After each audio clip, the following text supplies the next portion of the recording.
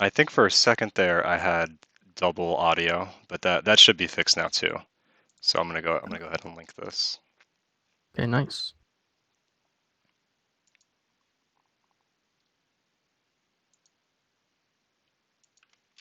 Yeah, I just tuned in for the audio for just a second. It seemed fine to me. Okay, cool. And let's see, which game do you want to start with? I have I tried to pick the two ones. I've got do you want to do ins versus fan?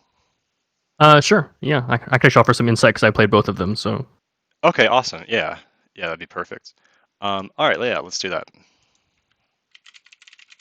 it's actually kind of funny seeing them play. I was just like, oh man, like I played both of them, like, both of them, and then like now they're just end up having to play each other. Yeah, I haven't played ins that much. I think I lost to him in the previous monthly. Gotcha. Yeah, Inz is he's pretty solid.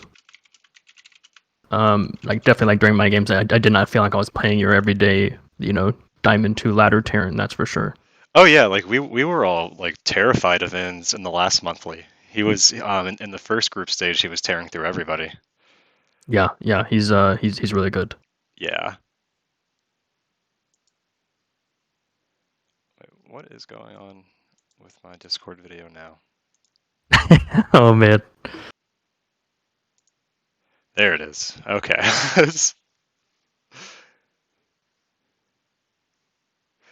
That's all right. I don't think anybody's watching just yet anyway. Okay. Oof. Oh, the embarrassment.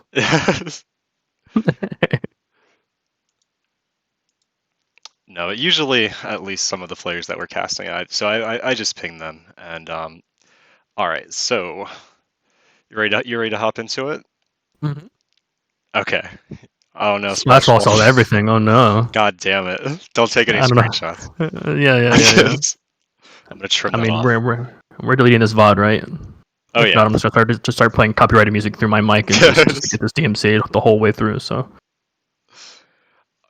Yeah, that's one way to do it. Self-sabotage. just start Damn playing it. some like top 100 Billboard music, just guaranteed to Yeah. get. My Yeah. Streamlabs froze again. Thanks for the follow, Splash. I can't believe it took you this long, though. What the hell? Yeah, I mean, Okay. Jesus Christ. Yeah, so I have MauriceMoss with me. I think Splash Wallet might just be you right now, but I think some more people will be watching here soon. And we're gonna go Nice. into ins versus fan. And I got a Terran with me here. I want to try to make the most of Yes. it. Yeah, two of my previous opponents as well. So we're gonna go get some deep cuts here. Hell yeah. Um, all right, game number one on Oxide. Very exciting. You know what? Actually, I don't think I checked the results for this either, so I actually don't know who won. So this will be Yeah, interesting. I actually don't either. Okay, I'll start us off. I'll finish that thought. All right, so spawning into the top right corner, the pink Terran from Valid Gaming, ins.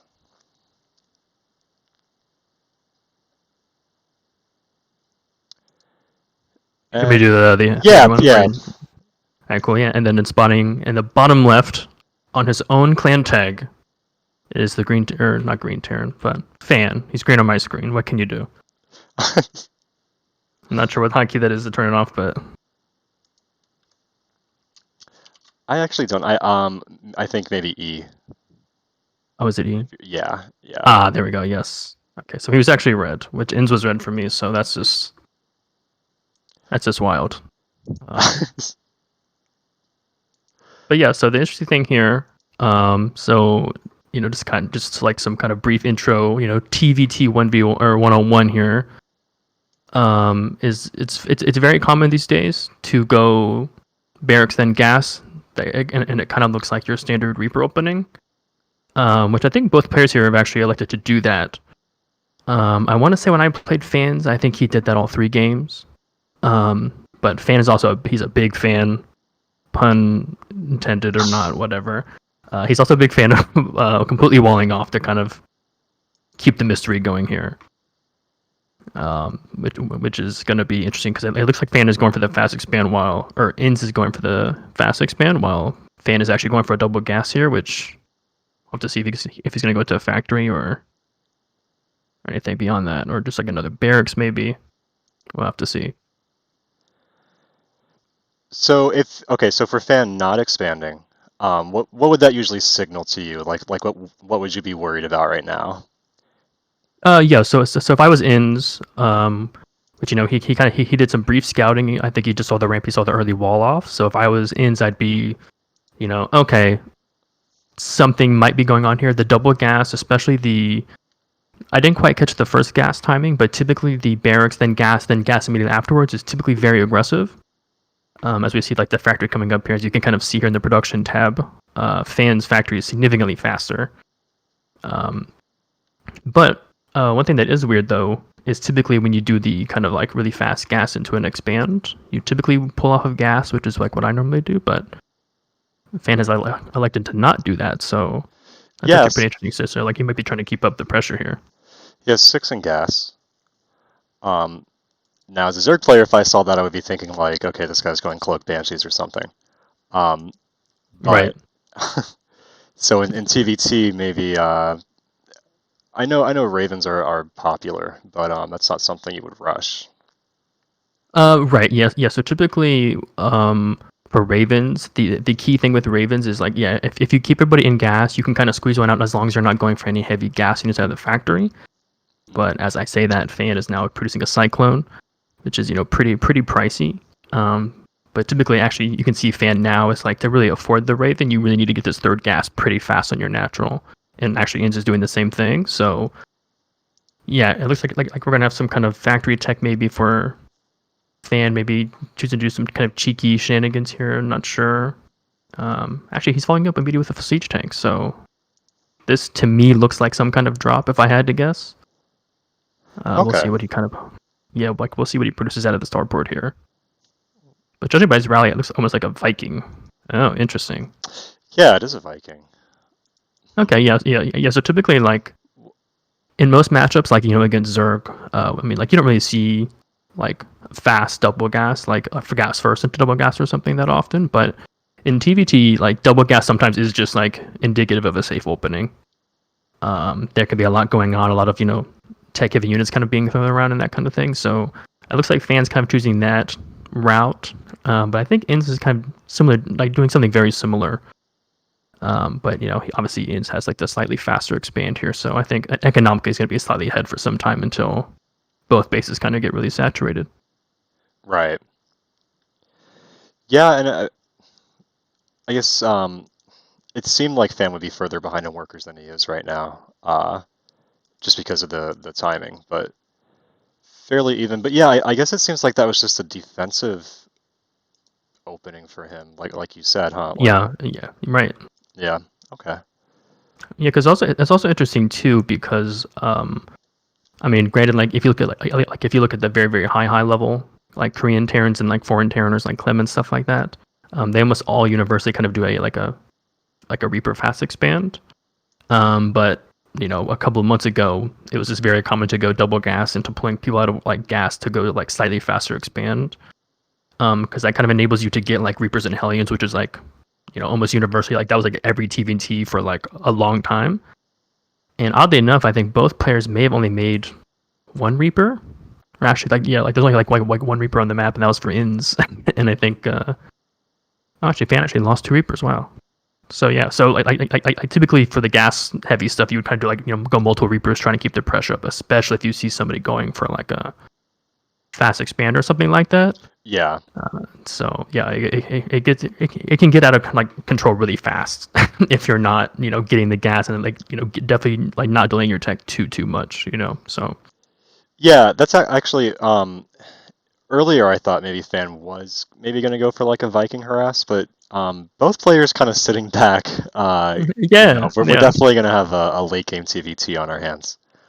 Oh Um, yeah, absolutely. Yeah, lots of like yeah, yeah, both going for fast third CCs here, in slightly faster, but yeah. I will say though, like typically what's pretty common, what you see most of the time is like you have like your starport like will make 1 or 2 or maybe even 3 ravens, and then what you'll do is you'll swap the factory in the starport or in the barracks, excuse me, so you can be doing reactored Vikings and stim, which In seemed to do. So he kind of has a head start in like all of his upgrades here, which is a huge advantage. Yeah.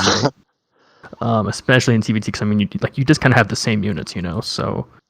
But one thing to really look out for here is FANN has 3 ravens versus In's is 2, and and honestly in TVT fights, especially in the early game, like that can mean all the difference to just steamrolling your opponent. So we'll have to see how this engagement goes here.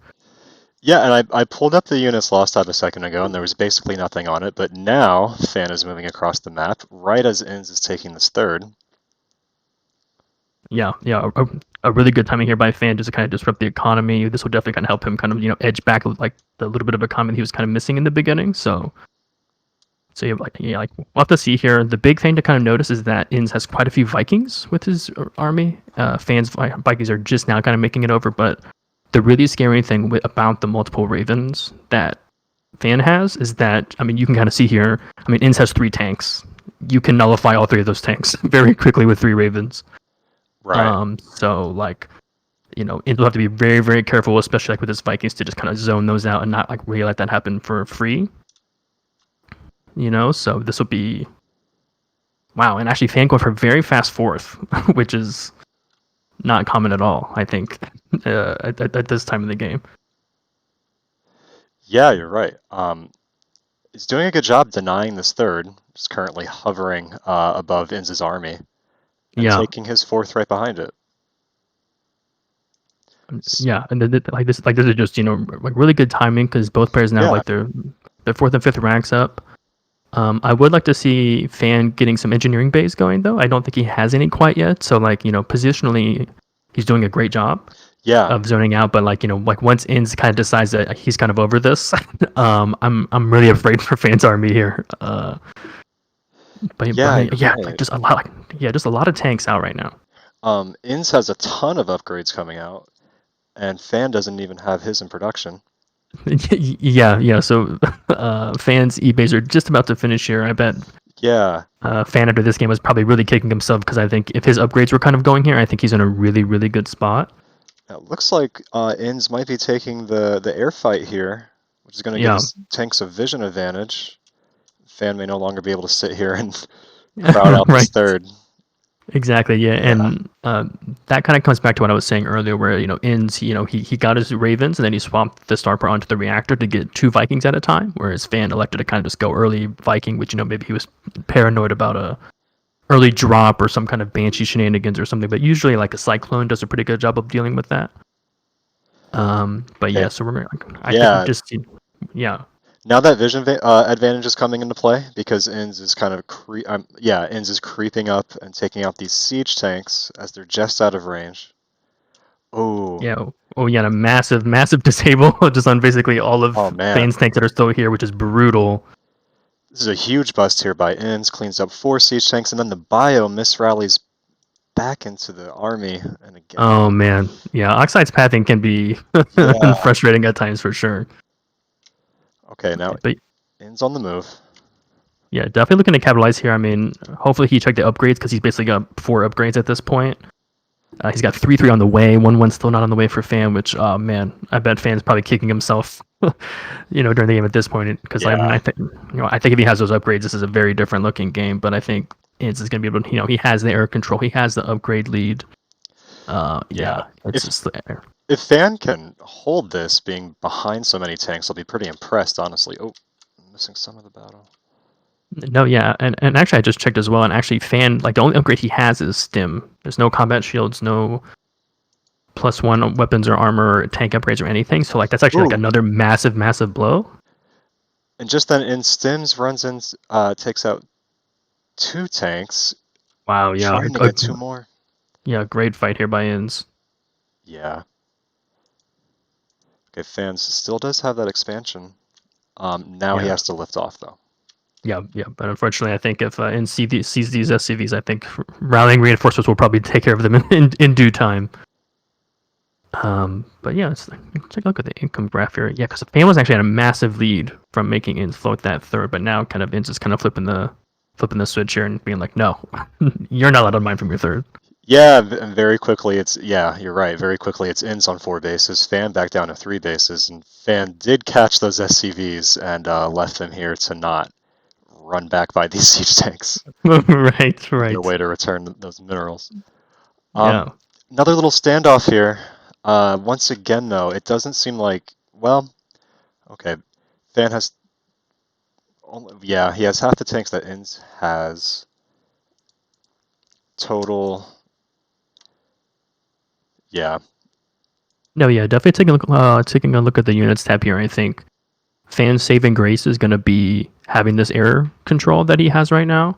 He's 9 Vikings to 4 now, which is going to be huge. But the brutal thing is, like, not having that combat shields is going to make his Marines disappear very quickly yeah, against tanks with +1 attack, and you're going to have almost 3/3 Marines on your door as well. So yeah. And still has to be cautious not to barrel into those siege tanks. yes, Um, yes. oh, big engagement here. Let's see. Okay. Yeah, unfortunately, FANN's tank's just too far back, so like the air superiority doesn't really do much for him here. Yeah, And then FANN's just kind of Inns is crawling his tanks up here, just really trying to get through these these narrow oxide choke points. yeah, and this is huge because if Inns denies this as well, FANN will be back down to 2 bases, Right, effectively. right. Yeah, I And think right some now FANN has 2 bases doing a crisscross here in front of his that. natural. Yeah. Oh, he doesn't lift the command center. I think it was actually an orbital, planetary. Excuse me. Yeah. I wasn't paying attention. Yeah. I thought, Yeah. It's just kind of crazy because you're just kind of watching FANN's yeah, bases kind of float everywhere, and then you've got the army over here, and yeah, I mean, this is TVT. This is just right. a lot going on. That explains why FANN decided not to lift his planetary. Yes. I'm sure he would have if he could have. And see, and But that's why we bring the Terran players onto the stream when we do TVT. It's for the insight like that is a Zerg player might not know about. Yeah. So just to point out here, just because I happen to notice as well, what was previously FANN's third is now also becoming a planetary. So he's kind of hoping to maybe like fend off any kind of attacks here, because like with Oxide, what's very tricky is like north of this third, which I'm sure as a Zerg player you've also experienced this. Like this kind of like a little rock thing you have, you're kind of just floating to north where one of FANN's Vikings is. Like if you don't have vision of like your opponent coming up with tanks, it's very hard to overtake that position, because they kind of camp things behind it, and if they have like a bunch of Vikings and things, they basically just kind of block. Right.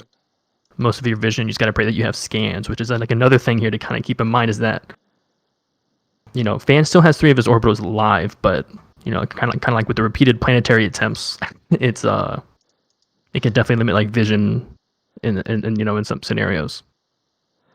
Just then, FANN's been expanding into the northwest, but Yep. and sent over a little troop of Marines to harass that.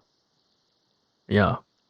Yeah, honestly, if I was in here, and I saw these upgrades, I would really just be kind of just really at the throat of FANN here, because I think the more time you give him, the more time you just give a chance of a comeback here. But it looks like Inns is just he's just gonna go for it, just gonna try to again get rid of this third base, which cannot float because it's planetary, and and just trying to take control again here. This is like what I was just saying is like this whole area where Inns' tanks are, it's so awkward to engage, because you're just kind of like you're just basically funneling all of your units regardless of like how you attack, really. So yeah, it can be brutal. I think FANN doing the best he can to leverage his vision advantage to at least slow down these pushes. Yeah, But absolutely. he's just getting bled dry though. Yeah. And actually, I'm not sure if I just hadn't noticed it, but I think Inns has just put down the first sensor towers of the game within the last minute or so, which is usually very, very rare. Typically, once you have your third up, you basically want to get that almost immediately, because it's just so scary just being blind attacked into your third like that. But again, he with the lack of kind of map vision beyond like where his Vikings are, Inns is able to just kind of sneak up on these bases and just basically just shove FANN away. Yeah. Yeah, and Inns has so many Vikings. Where did he get all these Vikings? Oh my god. And that's GG. And actually, FANN landed some of his Vikings on top of the siege tanks, which seemed to yeah. It seemed like it worked out okay, but then he Yeah, yeah. lost his vision advantage. No, yeah, that was brutal. And, Yeah, and, and it's actually like one thing I noticed is that I don't think either player made any medevacs that game. yeah, Typically, you kind of make a handful of Vikings, and then you kind of either win or lose air superiority, and then you kind of just transition to something else so you can kind of like, heal your units and things like that. yeah. But both players just kind of deciding to like, just right out there, so like the Viking War basically, which was pretty exciting to watch. I'm gonna just turn up my effects volume a little bit. I don't think people could hear the game sounds very well. Gotcha. Okay. Okay, so now we should be able to hear some uh, shooting and dying and exploding. Wonderful. All right, so um, what do you think? So that was sort of your typical TVT. I think like usually good games that go late game, very like Yeah. positional, gradual battles. Um, Yeah, absolutely. Because I mean, like my experience with playing against ins, and I think one thing that makes them a very good Terran player is typically on ladder you have people kind of playing mostly blind, and you can kind of just sneak up on a base and kill it and then run away, and you're just kind of up a base. yeah, But ins is very good about just like he's like just kind of constantly scanning army positioning, like sending marine spotters to bases, noticing when things are being taken. Um, and yeah, it's really hard to sneak up on him. I've found. yeah, Um, And I think ultimately, I mean, like obviously it's tough for FANN with the upgrade deficit, but I think if he had gotten those upgrades, it would have been like an even closer match, honestly. Because like I'm surprised he survived that long, down like 6 upgrades or something there at the yeah. end. Hey, Shivy, what's up, man? By the way, if you still want to hop in, let me know. Yeah, the Um, classic TriCast. yeah. Okay, ready for game number two? Absolutely. Let's do it. This one will be on Death Aura. Death War can really go for some really interesting long TVT games. uh, so yeah, like we'll have to see how these guys kind of slug it out. And I'll start us off. So spawning into the bottom right-hand corner, our pink Terran player up a game. It is Inns. In the top left, sporting the red and his own clan tag, it is Mr. FANN. And I forgot to, so Inns is from Valid Gaming, and so are you, Correct. right? Yes. Yeah. Yeah. I'd actually not talked to Inns until I had this match, and I realized like, oh, he's also in the Valid G Discord. Hey, that's exciting. Ooh, But yeah, okay. so one thing to notice here, FANN has a Yeah. very early SCV on the map. Yes, he does. Um, One thing to point out here is I think because I mean like when I played FANN, I won 2-1. But the one game that FANN did take off of me was a very, very nasty 4 racks, which I did not scout. And I'm wondering if he's going to do the same because he's got 2 more SCVs in addition to the one that's already proxied. So I wonder if we're going to see the same thing because he did the same thing to me on this map. So, and with ins going with like the again like the barracks, then the gas. Like, I mean, it's not greedy in the typical sense in like other matches, but in TVT against something like this can be like really rough if you don't know what's going on. And FANN doing again a really good job just giving Inns the same look that he did last game. Inns went up the ramp, Right. saw barracks, and then 2 depots, so he's probably like, okay, probably the same thing as last time, and not quite, Yeah. as we can see on the mini map.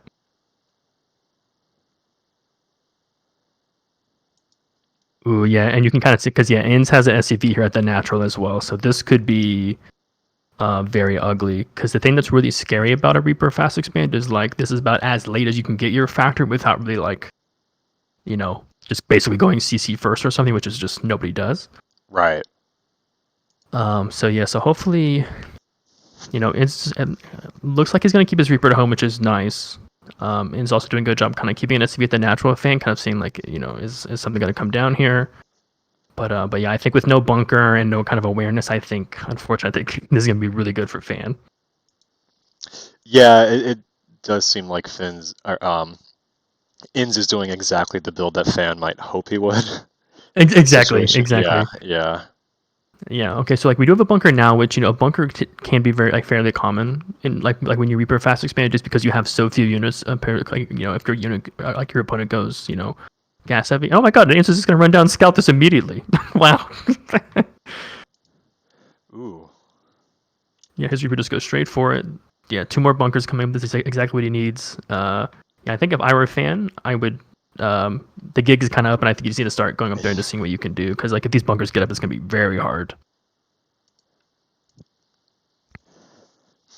Yeah, especially because I mean these are Marines. He's not going to be able to, you know, find another way in. Exactly, and yeah, I mean, and, like and even though he has 3 bunkers, it's important to keep in mind that Int only has 1 Marine in there. He went Reaper, Marine, then Reactor. Yeah. And his SCV repairs are just a little late there. Fans is doing a lot of damage here. Choosing to just pick up SCVs. Sees the Widowmine, very nice. Yeah, and like the positioning here for Fan's also good as well, because like if this bunker goes down, then his units have to run past Fan's units to get into the other bunker, which is just Yeah. not going to happen. Yeah, that's really smart positioning. Yeah, really smart. We got some. Yeah, I think unfortunately for Instance is probably shooting himself right now. He's just like, oh no, Yeah. like what went wrong? Even the offensive bunker here, the Marines just doing the stutter dance here.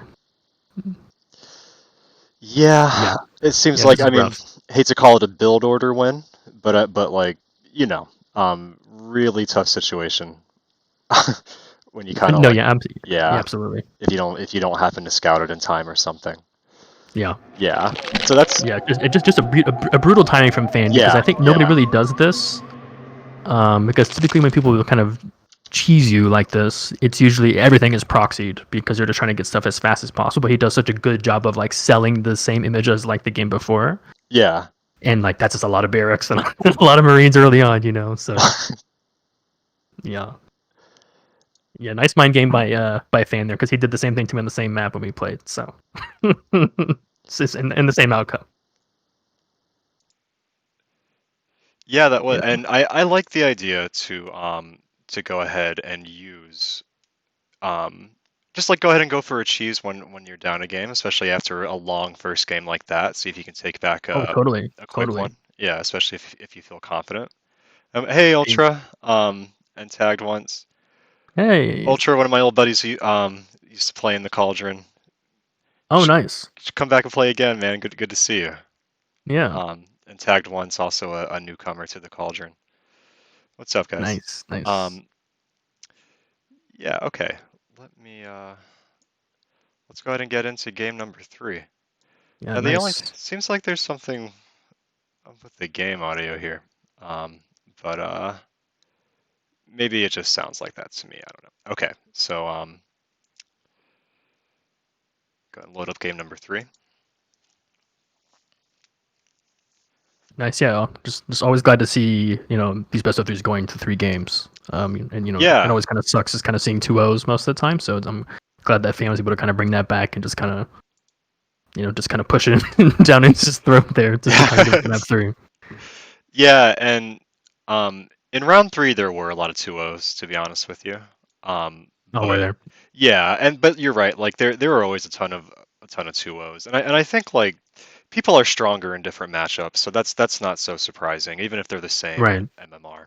Right. Yeah, I feel bad for my opponent this week because I've only played TBT, so they basically have no scouting info on me. That's not like how I play anything else. So. Oh, and spawning into the upper right-hand corner, our Pink Terran from Valid Gaming, Inns. And the bottom left, changing colors to the blue trunks. It is the Blue Terran Fan. Seems to be electing to not be sending anything like any SCVs out this game, so that's good. Yeah, gonna play it a little bit more standard. Yeah. Fan's been around in the Cauldron for a while. He was one of the first couple. Now, granted, awesome. I haven't seen obviously I haven't seen a ton of his TVT, but way back in the day, in the very first Cauldron, he was in the finals in a TVT against Smart Asian Guy, and I don't know if I've watched it since then before this matchup. Oh, interesting. Yeah, Okay. kind of giving me a flashback though. Now now that I think of it. Nice, nice. Yeah. Yeah, so once again, I think FANN is going to be doing the same build as he did the first game. Although an interesting choice here to build the barracks in a way that like lets the SCV potentially up and through. But yeah, both pairs going racks first, then into the gas. It'll be interesting to see if FANN takes a double, like the second gas here soon. Looks like he may not be going to. So actually, like we may just be like maybe having mirrored builds, but just with a depot wall off here by FANN. Oh, and the barracks Ooh, just in just in time. time. Wow. In real life, that SUV would have got smushed. I like it. I like feel like it. that should count. I feel like you should, Right. you, you should be able to kill like one unit that way, Yeah, absolutely. Just kind of like just Goomba enemy Yeah, workers. I think. yeah. I mean, honestly, like that would help me tons in TVP because like the number of times probes just get into my base and then I'm trying to swap add-ons and they're just like, nah. I'm like, oh, come on, man. I'm just trying to put this building down, See, I'm okay with it because you can't land on creep, So Right, right. Yeah. it'd be hilarious and it would never affect me. Yeah. Well, I mean, I mean, maybe just a good anti-strat for you then would just be to scan, clear out the creep, and then somebody just come in and just smush like a store or something. It's like no. But yeah. So one thing that's interesting here, I mean, I think Inz is kind of just doing the same build he's done all 3 games. That's kind of like what he did against me as well. So like not all that surprising, but Inz is really solid, so kind of makes sense. Whereas FANN is not only is he expanding in base, but he's also kind of expanding towards his typical third location. So that'll be kind of interesting to see, like, if that was on purpose or not. He's also making some Marauders here, which is pretty cheeky. So we'll see. We'll see if like if he's planning on making a couple of those, maybe getting Marauder slow or something like that. No, actually, just making Marines maybe is just a misclick or Yeah. something. But yeah, so let's see. A second barracks actually coming down here for FANN. So maybe looking to do some kind of 2-1-1 shenanigans. Yeah, I mean, he still has this really early tech lab. Typically, when you have like a 2-1-1-ish looking build, Yeah. for one of your racks, you want a tech lab so you can get stim and combat shield and that kind of stuff and kind of doing nasty timing there. But I mean, FANN has the gas for it, so we'll have to see where he kind of chooses to spend that. In's doing a lot of scouting again, and I Yeah. just watching a Marine scout the corner of the map. Maybe for a proxy or a drop, or I don't know, but just very, very thorough scouting. Yeah. I mean, it's. I mean, granted, like with his refinery placement in his refinery on the natural, it kind of hides stuff or shows everything if somebody tries to hide it. But there are maps, for example, where like I think it's submarine. You can basically build 2 racks in your opponent's base, and their base doesn't see it behind the mineral lines. It's actually kind of nasty. But yeah, I mean, yeah. After last game, I really can't blame him. So we just saw Inz's vision there. Just out of curiosity, I want to see. FANN actually has no scouting at all on Inz right now, and so that just kind of further highlights just how well Inz is scouting. I mean, he has the full scout. Yeah. That's crazy. Yeah, I'm wondering if FANN maybe took a look at maybe like some of the replays that I played against Inns. Because I think also in my matchup, I think Inns basically did the same thing every game. So maybe he's just like, hey, he's probably just gonna do this so I can just kind of save the. Because Right. I mean, I know I've certainly done that to opponents in the Gauntlet. I'm just like, this guy just seems to do the same thing, so I'm just going to abuse that. Yeah.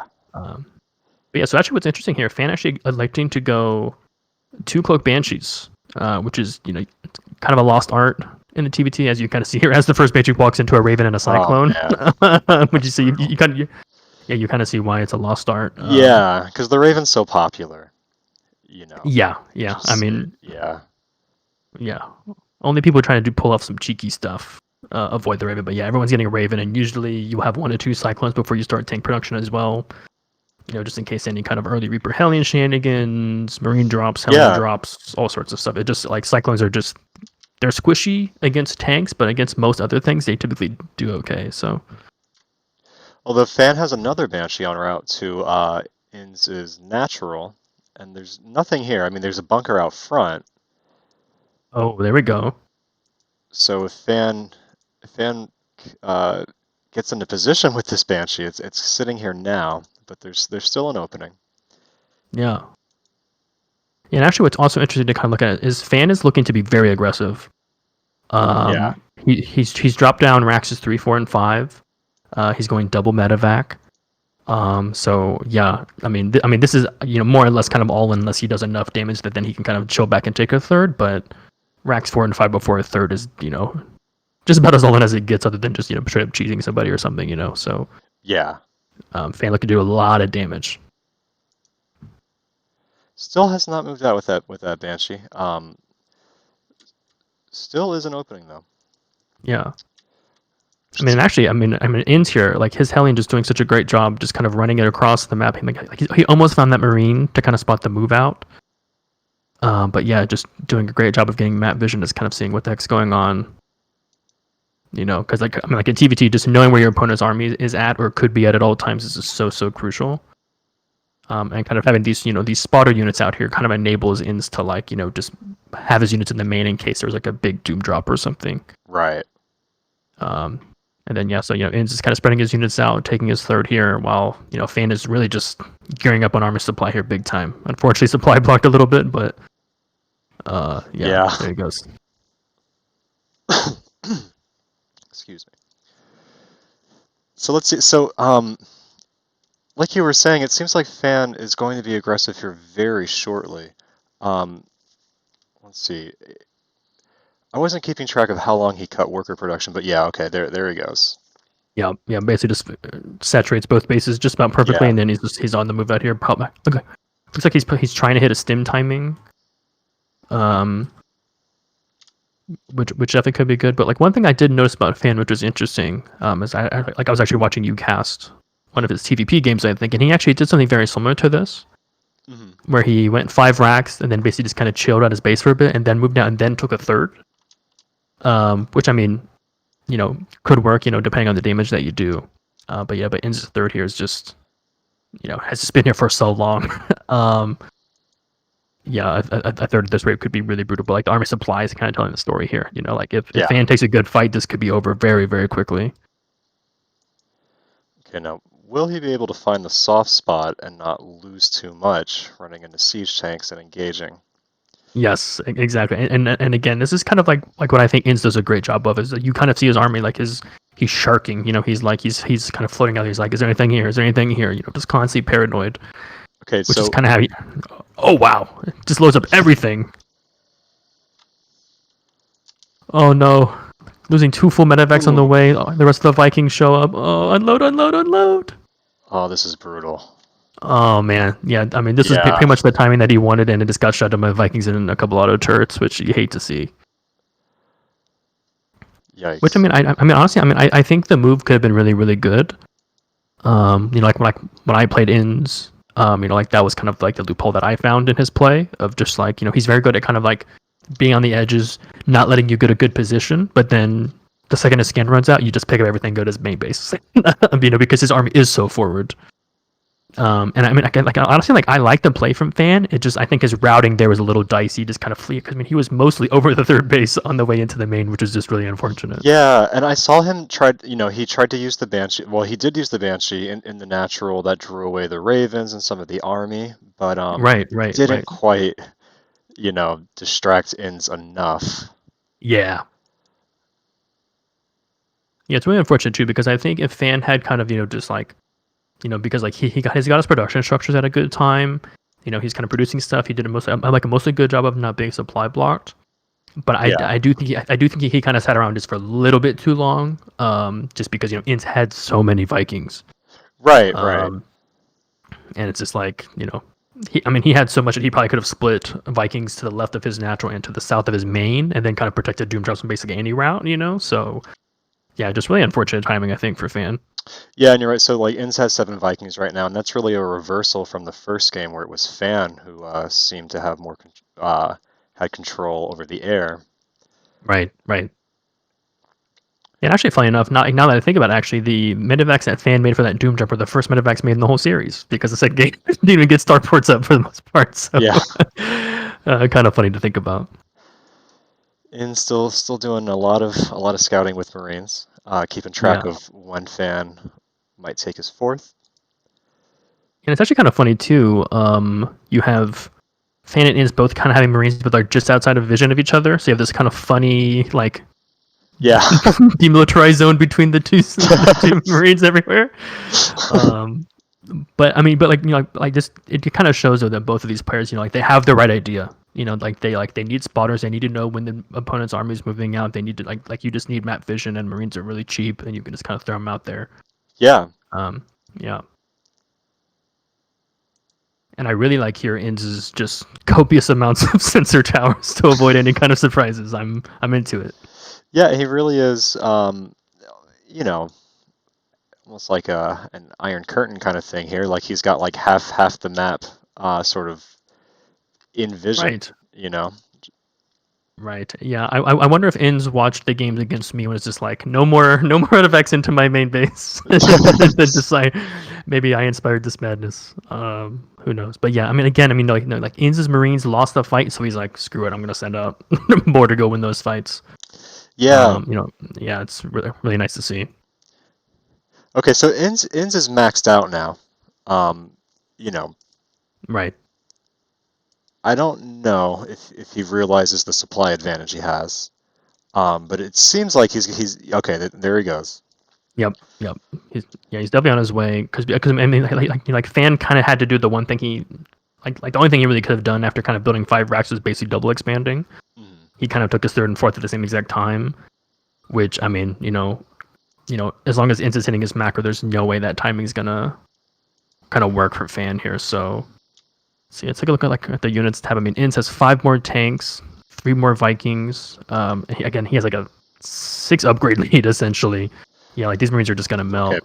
big engagement here, and Inns just seems to have way too much bio and the extra tanks, forcing Fan Yeah, back and Fan GG's. yeah. GG. Yeah, Yeah, unfortunately. Yeah, sorry. Go ahead. no, I also just want to say I felt like maybe if Fan held more of this ramp, I felt like it was maybe position wise too easy for Inns to get down this ramp. Right, You know, right. if he could have Definitely. gotten more of those siege tanks. 2 of them had just Yeah, finished yeah. producing, so he just didn't have enough stuff really. But Right, yeah. I mean, unfortunately, just in case FANN watches this, yeah, definitely get combat shields. It's a pretty good upgrade. Because I think again there he may have missed that because I think he got really excited for the push across the map, and when that didn't go so well, sometimes you just kind of lose your mental and you kind of lose your game plan a little bit. Um, but yeah, I mean, once the tanks are kind of out in front of your natural, you really can't. I mean, like it's kind of like chess where you're almost kind of forking 2 different pieces at the same time. It's just like I yeah. mean, you can defend one, but I'm just going to take the other, so it doesn't really matter what you do.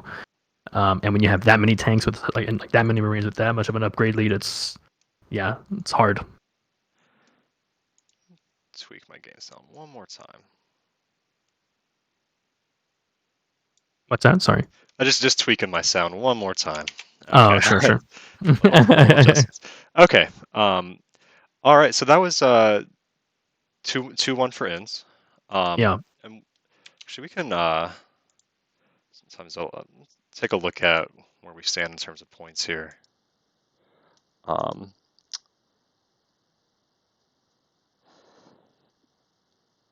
Yeah, I don't know if you've checked this out recently, but just looking at the site here, and Oh yeah, I'll pull it up right now. yeah, to kind of explain the format a little bit, so these players need to get to the top 12, and not everyone's played this week, but it looks like maybe around 2-2 is where the top 12 would be right now. Right. So okay, so yeah, so from that game actually, so that was Inns and FANN. So I think yeah, so that was a 1-1 match from round 3. Okay, cool. Gotcha. Yep. Yep. All right. So let me go ahead and switch this back. Oop, switch this back over. Um, let's see, which series do you want to do next? Let me see what I have here. I've got Tortle and Alexkidd, which is actually round 4. I've got from round 3 Slipjip and Scorpion, and I pulled E Legacy and Character.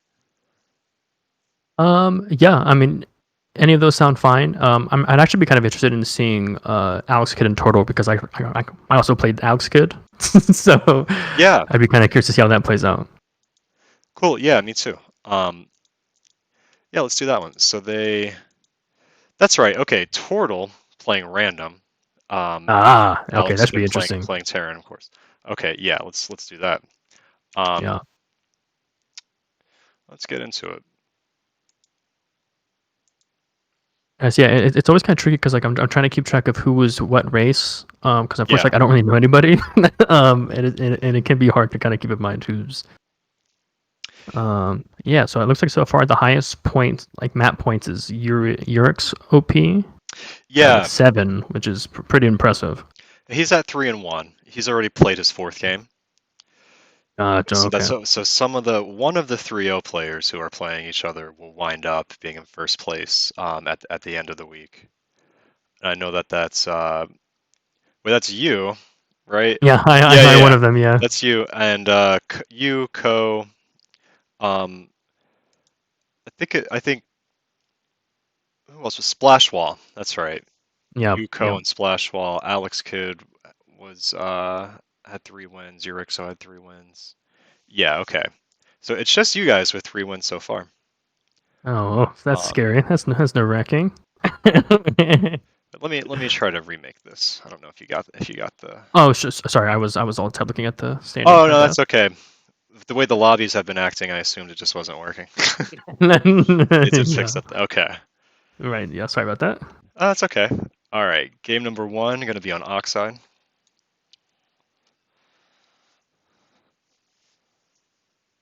This was played just yesterday, actually. This is from round 4. Actually, Switch. yeah, definitely getting their games in early. Yeah, yeah, they got right into it. All right, I'll start us off.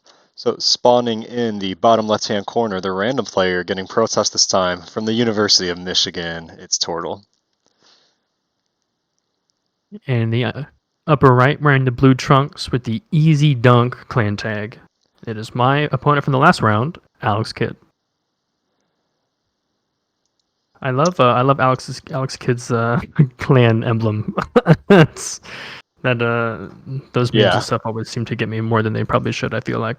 Well, actually, I'm gonna be honest with you here, and I'm a little sad because Alex was in Legion, Oh no, and now maybe he's a not. traitor, a traitor. Yeah, goddamn turncoat here, and Don't worry. I sorted him last game, or last year, so don't worry. I did it okay. for you, Vulnox. Yeah, Don't worry. I appreciate it. But vengeance is mine and, and yours.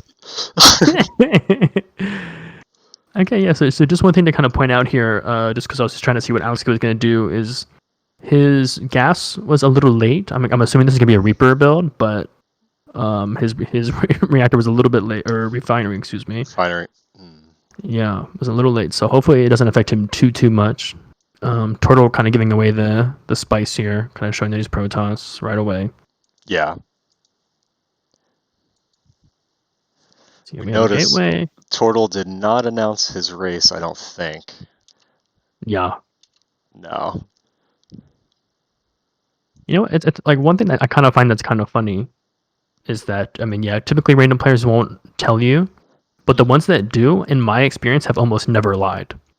I'm always heavily skeptical when they tell me. Yeah, that's true. But I think it's actually like an oddly high percentage of people that just like just actually tell me their race and like just not lying. Like because every time I'm just like, okay, whatever. But I'm just Right. like they're actually mostly honest, which is weird for the StarCraft ladder. That kind of reminds me when Slipjip signed up as random. He asked if it was against the rules to lie about his race. So technically no, but please don't.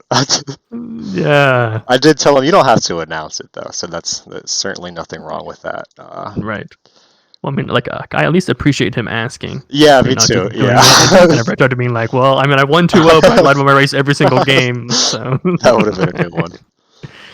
Yeah. I definitely But, would have heard about that. Yeah. Yeah, pretty spicy meme for sure. Yeah. Okay, yes. I mean, so I think so far things looking mostly standard. Alexkidd being a little paranoid, I guess, of random, so building his CC on the high ground. You have the factory reactor. It does look like the Alexkidd chose. Did he make a Reaper and lose it? No, he just never made a Reaper. So that's actually very interesting. It's like I'm not sure if this was like a read from pro games or something, but you're kind of seeing this more and more often in high level TVP where Hmm. adepts just get some cheeky shots on the Reaper, and then the Reaper dies, and it's just kind of like, I'm so glad I spent 50 gas and like 40 some seconds building this just to not like actually scout what I wanted to scout. Um, but yeah, I mean, yeah, Tortle just doing a good job though here of just being really, really annoying with this early adept. Yeah, But I like with the see what two you're. early, Yeah, Marines, like I think if Alex had gone for the Reaper, these early fights are just so incredibly frustrating sometimes. But Alex is, just pumping out Marines, doing a good job of noticing it, and like really, I mean, only one SCV going down. That's actually really pretty good. yeah. Although Tortle has opened up a seven worker advantage pretty quickly in this game. Yeah, unfortunately in TVP, like there is some kind of discrepancy for the Protoss. Like I'm not actually sure how much of a difference that is, but like the Terran's always gonna be like a little bit behind. I'm not sure if maybe Alex is Yeah, just missing some worker cycles or something, but yeah, yeah, and that I've seen that too. Just from casting some of these games, it does seem like maybe more of a worker advantage than that would cause. You know? right, Yeah. exactly. So yeah, so one thing that's kind of interesting to see here, as we have 3 gateways on the way for Tortle, we have Charge being researched and a Warp Prism. Um, like I'm not a fortune teller, but I imagine very soon there's gonna be a Warp Prism and some Zealots in Alexkidd's main base. So we will see how that goes. Okay, here comes a Widow Mine drop. Three Widow Mines. Ooh. Okay, they did a good job pulling the probes though before too many got caught. Yeah, but I think that like the really big thing here though is that Tortle did not actually kill the medevac.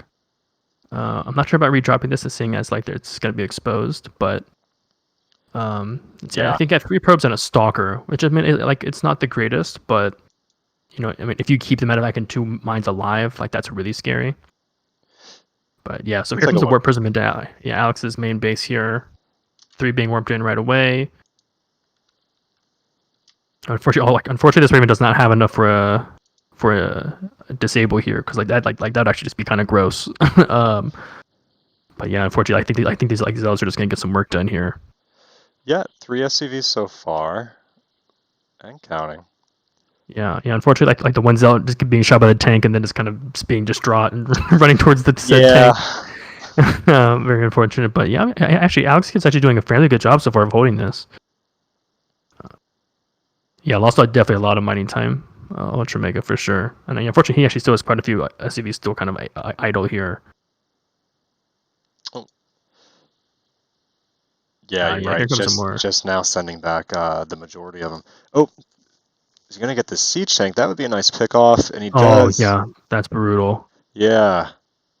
And also one thing to also really keep in mind here as well is that, um, you know, he's like, Turtle's not killing a million workers or anything, but he's causing Right. like a lot of my time, like Ultra Mega pointed out, but also like Alex was kind of fraught here, and he kind of delayed his stim and combat shields. Like combat shields still isn't even on the way, and like he went 2 racks before 3rd CC, and so this timing is actually his whole build is kind of based around +1 stim and combat shields, and like that kind of panic there kind of threw him off big time. So that's another win to kind of point out for Tortle there. Yeah.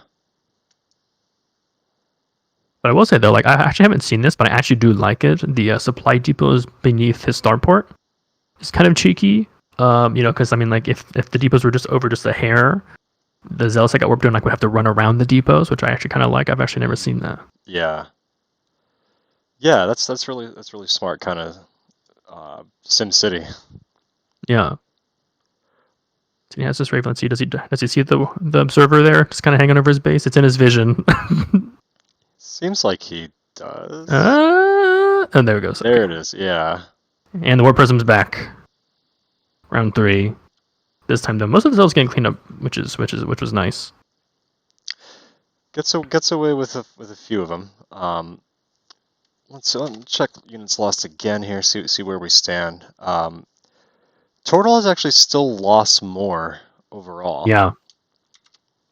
Yeah, it's actually kind of brutal. I mean, granted, Yeah. kind of behind that, Tortle did get a 3rd base here, but he has to be very afraid of Alexkidd coming across the map because I mean, like he is punching this timing really, really well. He's gonna have stim, combat shields, and a +1 Mhm. versus a couple of stalkers and zealots, and he should be able to just kind of wipe the floor here as long as he doesn't lose his Raven. Ooh, that was a close save. Could charge lot warp in Alex's main at the same time. Engagement here at Tortle's third. Oh yeah, Nice force field. yeah, nice distraction Ooh, by Tortle here to kind of take some of the pressure off. yeah. Okay, Tortle retreating back towards his third. Oh, the Colossus comes in maybe just in time to push Yeah. this army back. And So let's. yeah, the Raven doesn't have quite enough for a disable, but he actually might just have enough Ooh. on the ground just to kind of take this, which is Yeah, crazy. yeah, exactly. And I stand corrected. With the Colossus, still not enough. Although we did have 17 SCVs go Right, down in right. Alex's main in the meantime.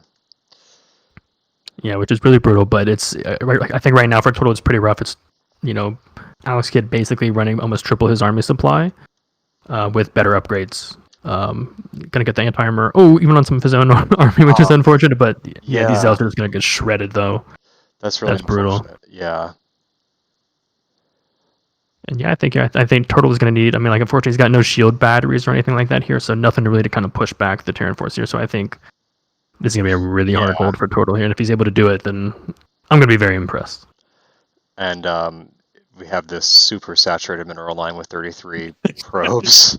So getting that is, Yeah, that's massive. yeah, Yeah, and the main's looking pretty sparse. Only seeing 4 mineral patches there right now, so I think yeah, it's looking pretty rough for our Turtle yeah, friend here.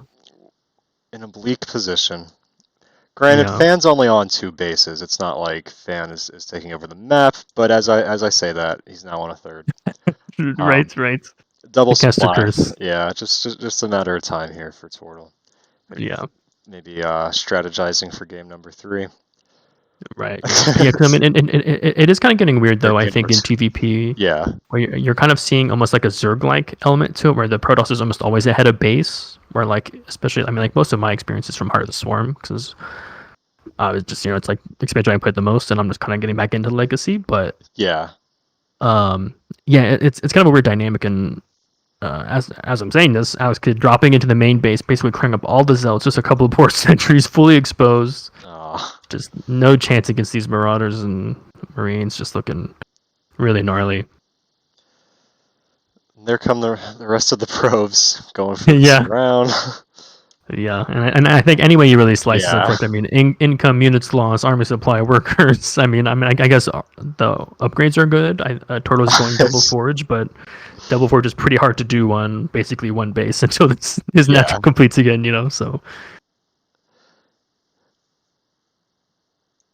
okay, then immediately going into a Templar Archives here, so maybe trying to get some cheeky storms here or something kind of going, maybe to kind of just catch Alexkidd sleeping on his army control, but those are a ways away. Yeah. He's not going to be able to get anything out in time. Um, and Yeah, there's GG. yeah. Yeah, don't blame him there. That's a lot of stuff. Yeah. Yeah. All right. So good game number 1 there from Alex. Did a good job. Like I think making the decision to push into Turtle's base and not allow himself to Right. continually be kept at home by that harassment. Kind of sensing the Definitely. moment. Yeah. Yeah, definitely. And also doing a good job of like building those depots in the bottom right of his base. I mean, he had a starport there as well, which is kind of risky, but like, regardless of that, I mean, like, he had vision of it. It's not like Tor was able to, warp in like 2 rounds of zealots, and then it's like, oh my god, there's like 16 zealots in my base. Yeah. I mean, Yeah. Alex saw it the whole time, which is really, really good. All right. Want to jump into game number 2? Let's do it. Let's do it. All right. This will be on Jagannatha. Or Jagannatha. Not sure about that one. Yeah, I think I want to say Juggernaut Jason on a Pylon show said that it's actually just like Juggernaut Oh, okay. Interesting. or something, but nobody calls it that, and he gets very frustrated because he messaged the map creator and asked them, and my player's like, yeah, it's just like Juggernaut or something like that, Huh. Well, which is interesting. yeah. Okay. Spawning ends at the bottom left-hand corner. Down a game, looking to make the comeback from the University of Michigan, the Yellow Protoss Tortle. In the upper right, we're in the easy dunk clan tag with the coolest clan tag thing you've ever seen. It's Alexkidd. Oh yeah. Yeah, I'm just a big fan of like those memes where they kind of have like the brain kind of carved out, or it's just and then, like they're just kind of drooling all over themselves. I find that just to be so incredibly stupid, but also so incredibly funny. I don't know why. Yeah. Well, I think Alex is right there with you. Yeah. I don't know what I have as my. I know I don't have that one. I don't know, I I don't know mean, how you get that one. I need to look into that. yeah, honestly, I mean, I just have a boring old valid G icon. I mean, Yeah. yawn. Who cares? Oh, that's the clan thing. That's right. Okay. Yeah. Yeah. I Yeah. think so. Um, but yeah, so I mean, I think so far, I mean, Alex basically doing the same build as like last time. His refinery is timing much better this time. Maybe just first game nerves, so he's gotten that out of the system, which is good. But interestingly, we have Tortle. Oh, he did have a Zealot queued up to go across the map, and now he does not. Okay, gotcha. Yeah, so Huh. he's gonna take the Nexus here. Yeah. But one thing to Canceled kind the of keep in Zealot and mind, took and it. yeah, Okay. Yeah. yeah, Missed yeah, that. yeah, maybe just in fear of like a eBay block or something. Yeah. Yeah. Yeah, but yeah, so hopefully one thing that Alexkidd kind of notices though, like kind of like the big thing for this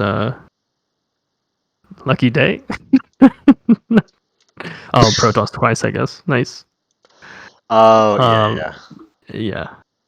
Um, but yeah, I mean, yeah. Hopefully, Alexkidd was kind of looking for this stuff. Like the main thing that like that SCV want to see is like, did the Cyber Core come before or after the Nexus? And in this case, it came before, and you can kind of see why now, as we have a Chrono Adept rallied to his main base. But he's doing a good job though of getting this bunker up on time. Unfortunately, like he only has the one Marine right now, and hopefully he can kind of get that down in time. But because yeah, like if this adept like makes it past the bunker, oh, it's sad days for Terran players all around the world.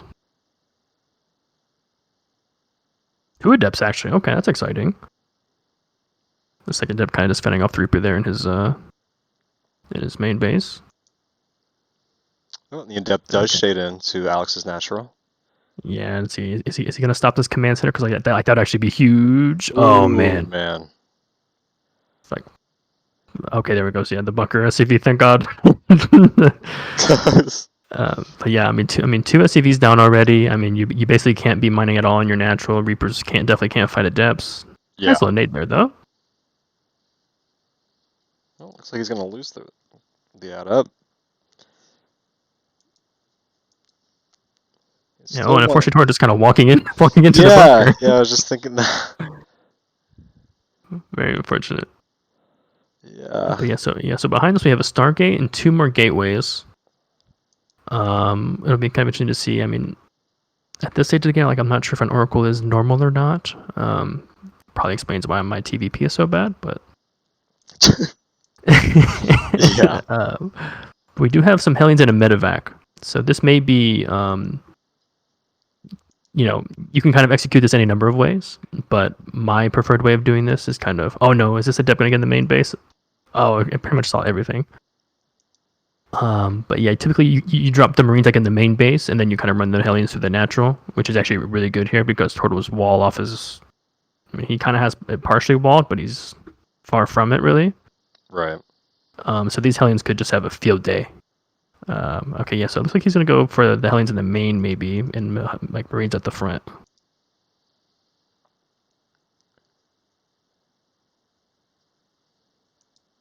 So yeah, Tortle just trying to warp some stuff in here at home, just trying to keep that in mind. Okay, so he's going for Phoenix and then Oracle. Okay, interesting. And again, like once again, charge. He seems to be a big charge guy.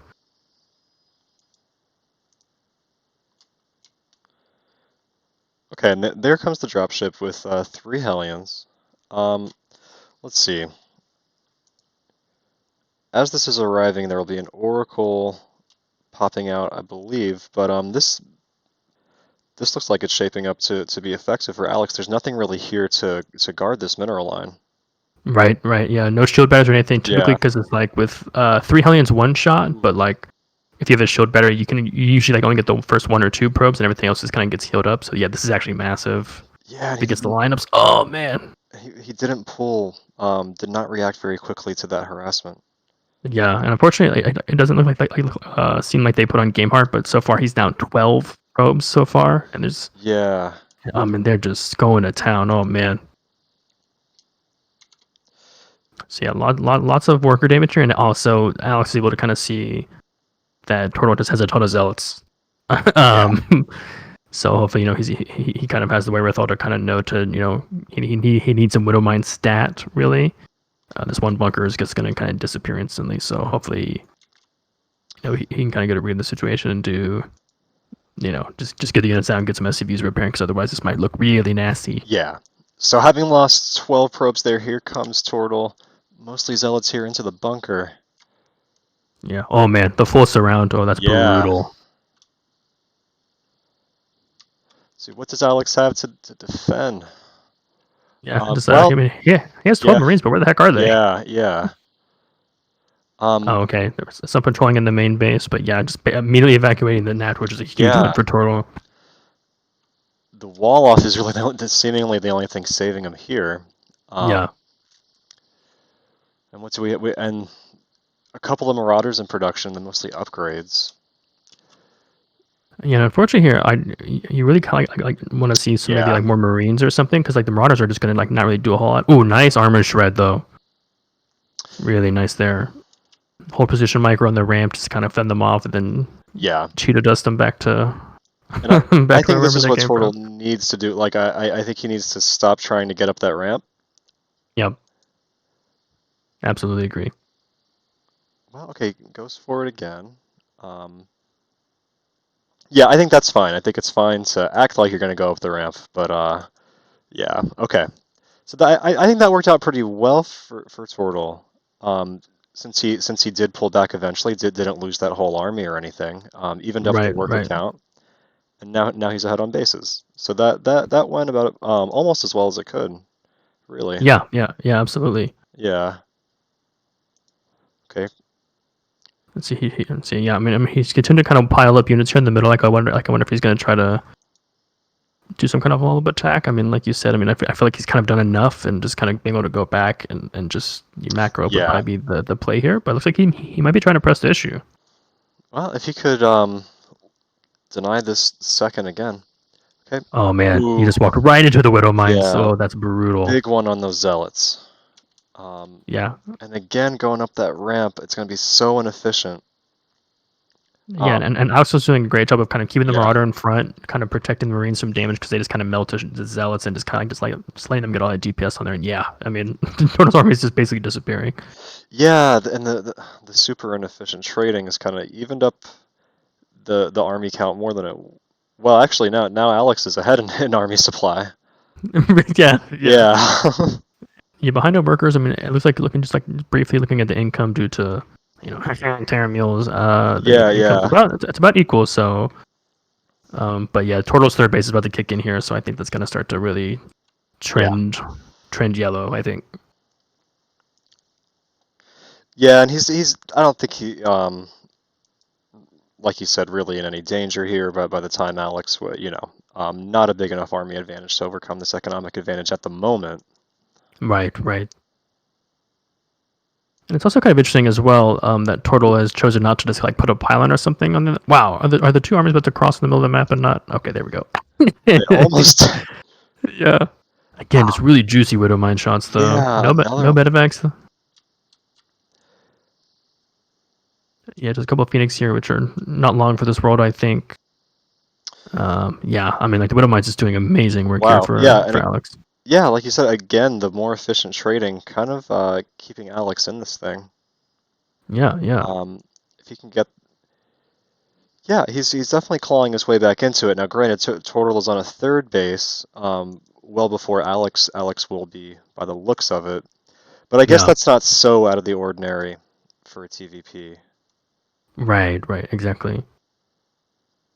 But yeah, I mean, I think one thing I would really like to see Tortle though, and hopefully he does this kind of soon though. I mean, but like as a Terran player myself, like kind of make this map to be like just very difficult.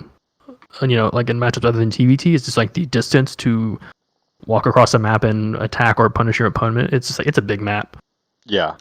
So I mean, like if Tortle just had like a pylon or something, just chilling like on the other side of the map, to kind of get some relatively quick reinforcements. Like I think something like I mean, obviously the Widow Mines did a bunch of work, but some slightly faster reinforcements. I mean, like it's a massive advantage he's gonna have over Alex. But right now he's just kind of chosen to just kind of build stuff at home and then walk them to the middle of the map. So Yeah. yeah, so I was coming across the map here with a pretty nice push. I mean, Tortle does have, is that the armor upgrade? Or is that that's the armor upgrade, right? Yeah, I want to say it's 2 Yeah. armor.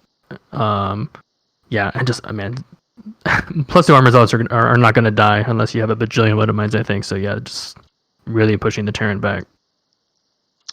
Yeah, and I think the economic advantage, too much to overcome here. Oh yeah, absolutely. And we're just kind of It's a, seeing that play out. Yeah. yep. Yeah, I mean, like, this third is basically fully saturated. I mean, he's just kind of making a bunch of zealots, so he doesn't really need that much gas anyway. So Yeah. skipping on the assimilators, wise choice. And I mean, yeah, this Looks like Tortle almost, will march in here. yeah. Checks for the third. There is not one. That might even make him question whether he should run into this natural, but no. Right. No, Zealot's a good unit. Yeah. Says, and yeah, just too much. Just kind of reading the game. Good job by Tortle. Yeah. Because if you don't know the supply, and it's, Terran, there's Widow Mines, you might think, I'm just going to stop him from ever taking a third, like maybe I won't run into the natural. But no, he correctly decided to go in. Yeah. Just really good kind of job just reading the state and punishing it properly. So yeah, really well done. Good game sense there. Yep. All right, game number 3 on Death Aura. Nice. Both best of 3 so far, going the distance. I like it. Yeah. The question is though, will Tortle be lucky enough to get Protoss all 3 times? Is that possible? Random, so, and if he does, and he still Tortle loses, cheating? Can he live it down?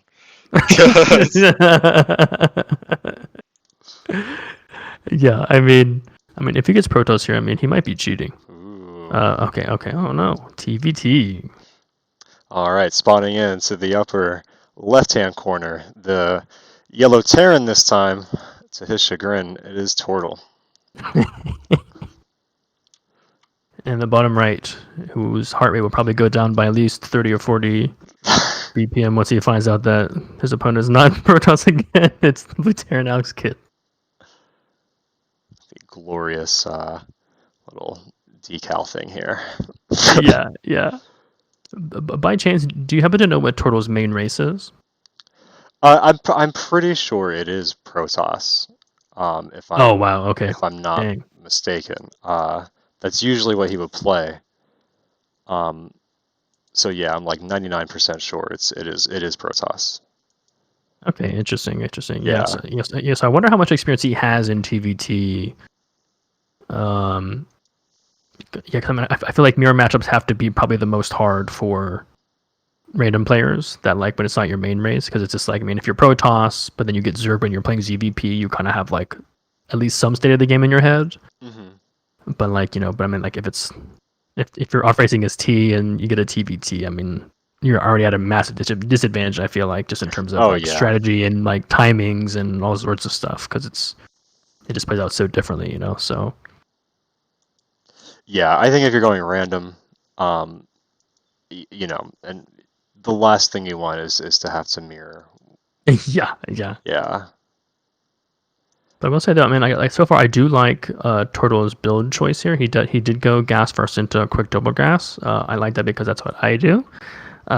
It's just what makes me feel the most safe and like why I can sleep at night. Yeah.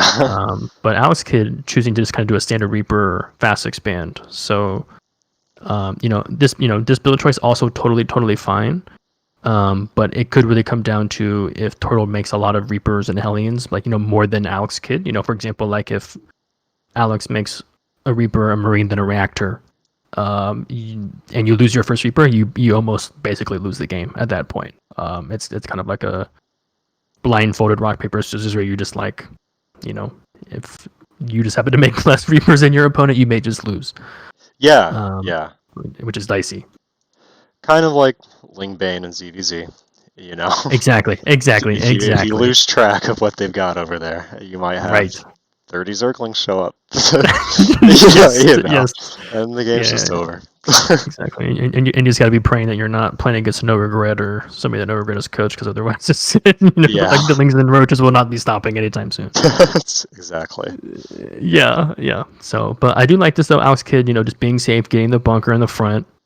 Definitely the way to go when you're Reaper fast expanding, especially against T. But we do have this kind of Reaper Hellion pile up here, so it'll be interesting to see how many Tortle makes. Typically, you see 3 Reaper 2 Hellion. That's like the most common. Okay, yeah, so we have 3 and 2 there. An immediate tech lab on the starports. I'm fully expecting a Raven to come from that soon. Yeah. Yep. And so yes, I mean, so this is gonna be like a really crucial moment in this game for Alexkidd, because if he doesn't, like, I mean, his Hellion right now is going out. If he loses this Hellion, it's gonna be so massive because he only has 1 Hellion. His factory's currently building a tech lab. Oh man, yeah, the Hellion's just not gonna catch it. But Turtle, kind of deciding in his head if he wants to go in or not. He's not quite sure. Is he gonna run by? No.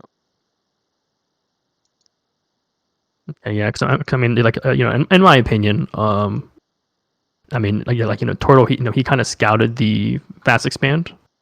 He saw the CC come down before his. He was kind of attacking this SCV building it. In that case, usually I'm all for it. I just run past the bunker, and you're just like, you probably have like 1 or 2 Marines in here, and I'm just gonna kill everything in your natural. But Yeah, it seemed like that would have worked out okay if he had done that. Yeah. Maybe just like one of those small things where maybe just Turtle's just thinking too much about the build and not, kind of like remembering like these small things that you see, because it's just like, like if you're uncomfortable, it's like that's the stuff that's really hard to keep in mind. Right. But Alexkidd doing a good job though, kind of taking his Marines, spreading them across the gap in the bunker, so like he at least has to waste grenades to get past them. And that whole time they'll just be eating shots from 7 Marines, 4 in the bunker, which is really, really nice. So we'll see. Wow, yeah, I think Alex here is really getting away, and he's really ahead, because like going gas first is like fine and safe, but you are kind of behind economically. Ooh, when the Reapers jump up, loses 2 Reapers there in the main. I think Alexkidd comes out here like really far ahead, honestly. Yeah, I mean, you can like see it, just by looking at their naturals. Yeah, exactly. Yeah, 8 more workers. I mean, there's a C halfway done. Got 2 more racks coming up for Alex. Double NG Bay. I think again, like some part of that is, Tortle, to his credit, like did not try to do some kind of like 1 base 2-minute all in. Like he didn't just go like proxy, right. Bunker rush or something, right? Like he. Yeah, exactly. I don't even know if they do that in TVT, but proxy racks, whatever. Right, but, yeah. But it does seem like Alex's macro is a little bit better, not surprising. I'm pretty sure this is not Tortle's main race anyway, so I would, Right. No, totally. I mean, like if you're basically like essentially off racing in a mirror matchup, like you probably don't run past the bunker, in that scenario. Right. You definitely really can't knock him, because I mean, usually just like, if Tortle is like maybe like his main race is maybe higher than Alex's main race, and he's like, well, maybe like my mechanics just kind of carry me here, so just don't do anything stupid. You can definitely kind of see that play out really well as well. Yeah. So. And I think you also have to, like, if you're Alexkidd, if well, let's see what this harassment's gonna do here. Got a Raven from Alex. Cheeky Raven. The turret. Nice. Already gets 2. No reaction quite yet. 3. He's not pulling the SCVs. He's moving his Marines. Yeah, unfortunately. Oh, and the Raven drops like also drops on the. Oh, there's 2 Ravens. He's doing multi-prong Raven harass. I love it. Oh, 8 SCVs going down. That's brutal. Oh man, and he keeps both of them alive too. That's awful. Yeah, this that sucks. This is becoming a situation where Alex, I'm sorry, Tortle would need to like all in or something. 20 workers down. Oh yeah, absolutely. He needs to make something happen. Yeah. Actually, what's really interesting is so speaking to your point, I mean, like it's 7.5 minutes into the game. No 3rd CC on site. Yeah. We have 3 racks and oddly 2 factories, which is not something you see all that often.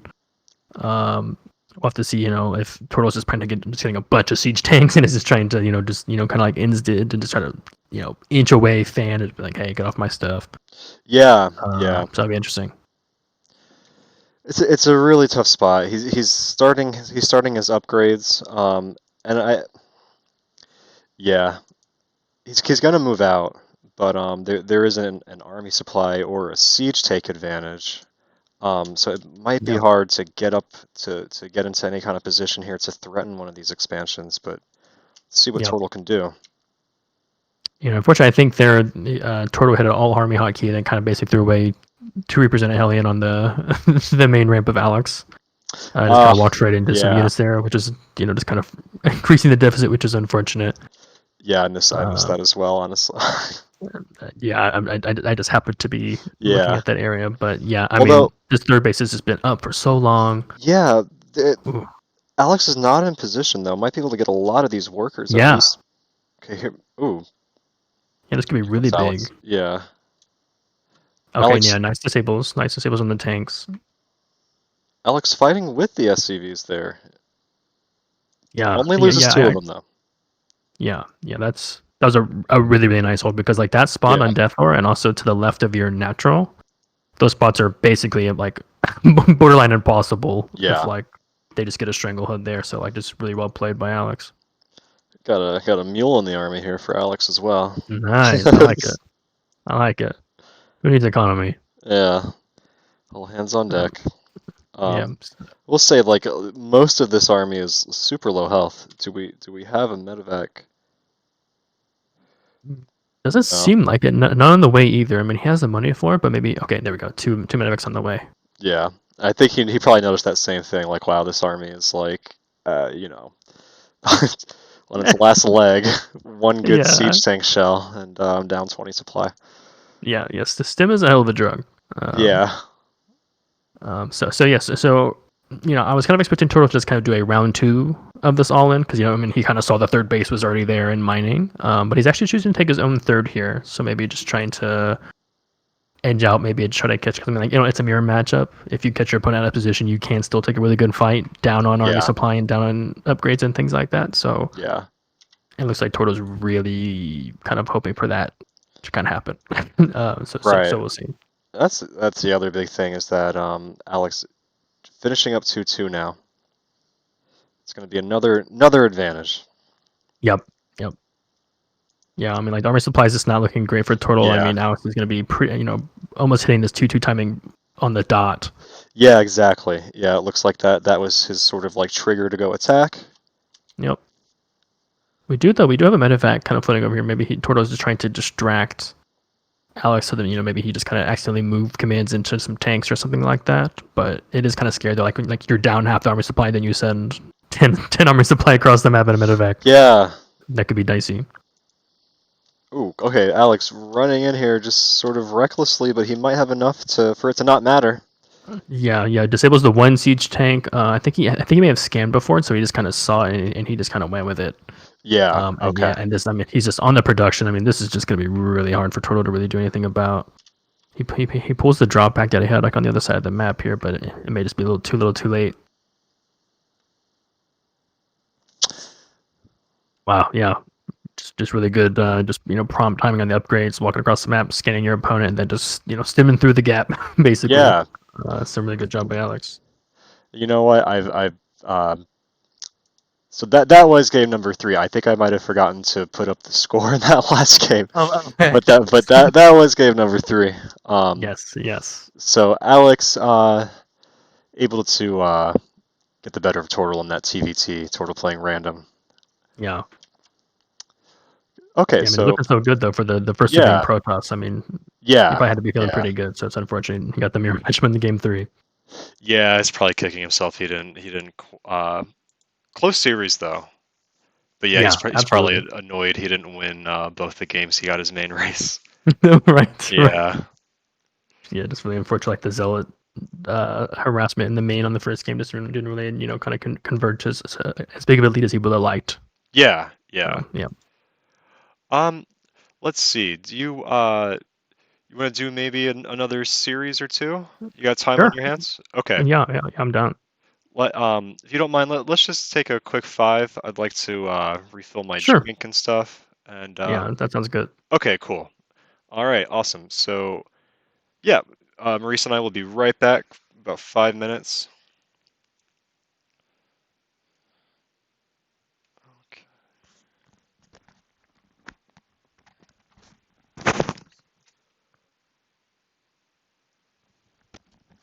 All right, I'll be right back.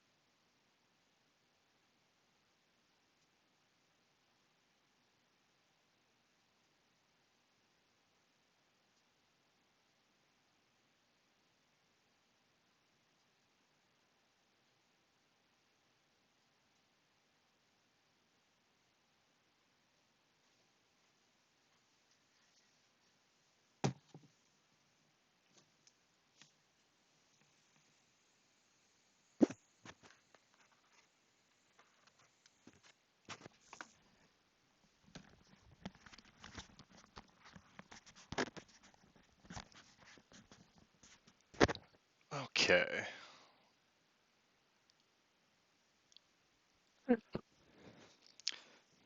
Hello, hello. Hey. All right. Awesome. Make sure I got your. Okay. Yeah. There we go. All right. Y'all set? Yeah, I'm all good. Okay. Awesome. So let's see what we have here. Um, what did I download? I had Scorpion and Slipjip, E-Legacy versus Character. Um, yeah. Which one are you in the mood for? Yeah, unfortunately, I'm not sure who's anybody's races, but if there's any Zergs that Okay. you see, let's try to get some Zerg action going here, so you can Yeah. teach me. Let's see. Maybe Slipjip versus Scorpion. Uh, I know. Yeah. Okay. So Scorpion Zerg. Yeah. Okay. Let's do that one. And I'm gonna ping them, let them know that we're casting their game. I forgot to ping the last two that we casted. Gotcha. Yeah, I mean, yeah. It seems like FANN picked up on it though, thankfully. So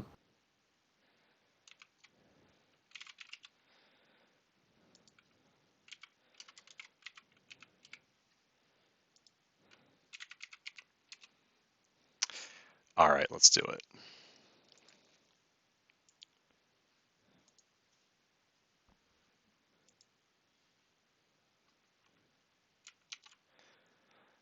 Okay. So it nice. Yeah, looks.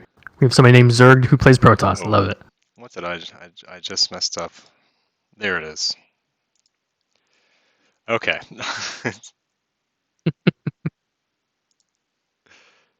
Let's do it. Okay, so yeah, Slipship playing random, Scorpion playing Zerg. So I know Oh, that. gotcha. Sorry, I spoiled the fun then. No, no, it's okay. Yeah, I'll do the first one here. So spawning into the upper left-hand corner, it is our purple random player getting Zerg Slipship. In the bottom right, as the teal Zerg, maining Zerg, it's Scorpion. Fire. And I sort of like right off the bat as EVZ, so you can tell me all about it because I'm gonna have no idea what's going on. Yeah, so I Scorpion might be going for a 15 hatch here, by the looks of it, which usually would mean he wants to do a Ling Flood. When I see that, and Slipship also going for a non-standard build. Yeah, interesting. So yeah, so we have the gas slightly earlier for Yeah. purple. So I didn't see exactly when he took this hatchery. But yeah, both of these, I mean, like the standard would just be 16 hatch.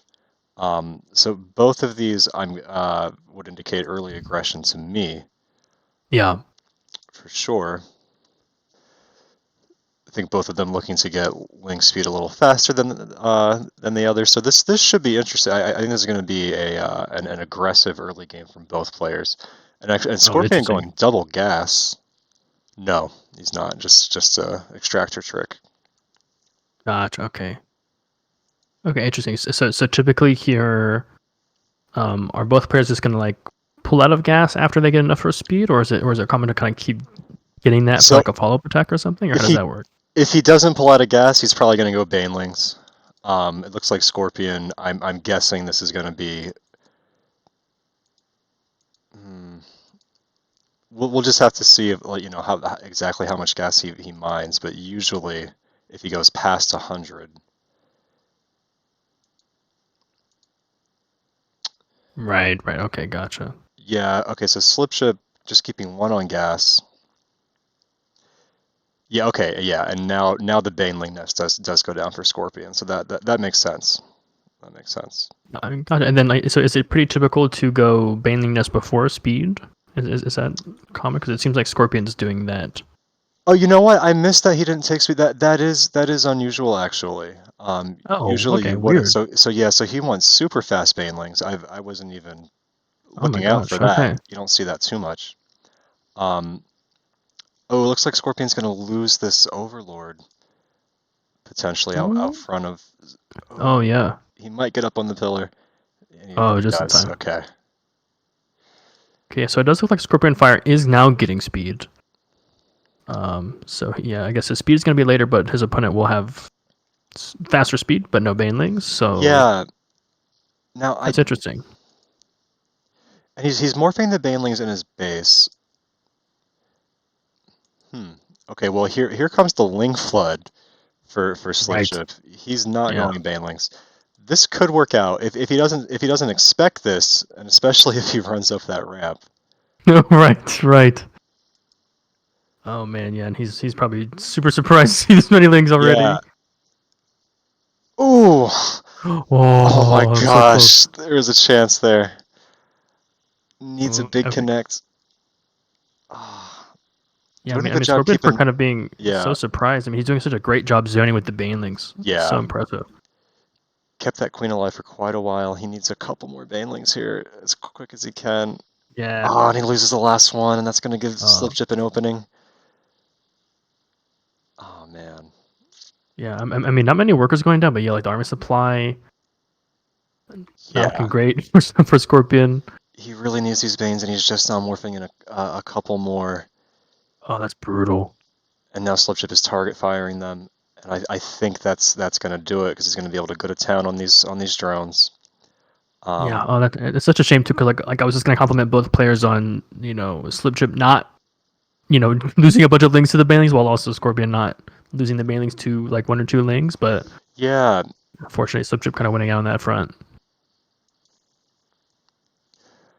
So honestly, I think that what Scorpion needed to do was first of all like take these drones that were at the natural, put them back into the main, Mm. and Okay. then queen block the ramp and use the Banes the way he was using them. But I think it was a combination of things there that left him open to this.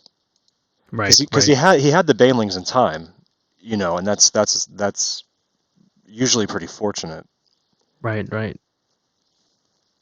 It's just kind of funny because Scorpion is kind of running around with that, Yeah, like four zerglings there at the end, which is a shame. But yeah, yeah, nicely played by Slipjip. yeah. That was let me a quick game there. Obviously not unusual for a ZVZ, but Yeah. Yeah. yeah, but based on those early build orders, it was pretty clear that it was going to go down early. Yeah. Yeah. Yeah. Okay. And it's kind of a shame because I mean, like from my perspective, and definitely chime in here, but I mean, I kind of felt like Scorpion almost kind of had a blind counter in a way, where like he had the Banes to Yeah. really push that back, but maybe just like maybe just not enough or something. I'm not sure.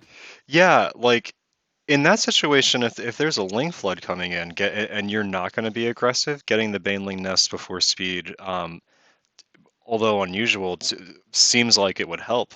It was just like if he had morphed in maybe two more Banelings a little bit quicker, maybe also got both of the queens up on the ramp for a block off. I Yeah, I think he could have survived that. Um, yeah, it yeah, was close though. It was close. Having those Banes gave him a real chance. yeah, absolutely. Yeah. Hey, thanks for the follow. SC2 Showtime. Appreciate that. Is that the Um, real Showtime? it's real to me. No, actually, I don't recognize that name. I'm not sure who that is. It might be someone from the Cauldron, but I don't recognize the Twitch name.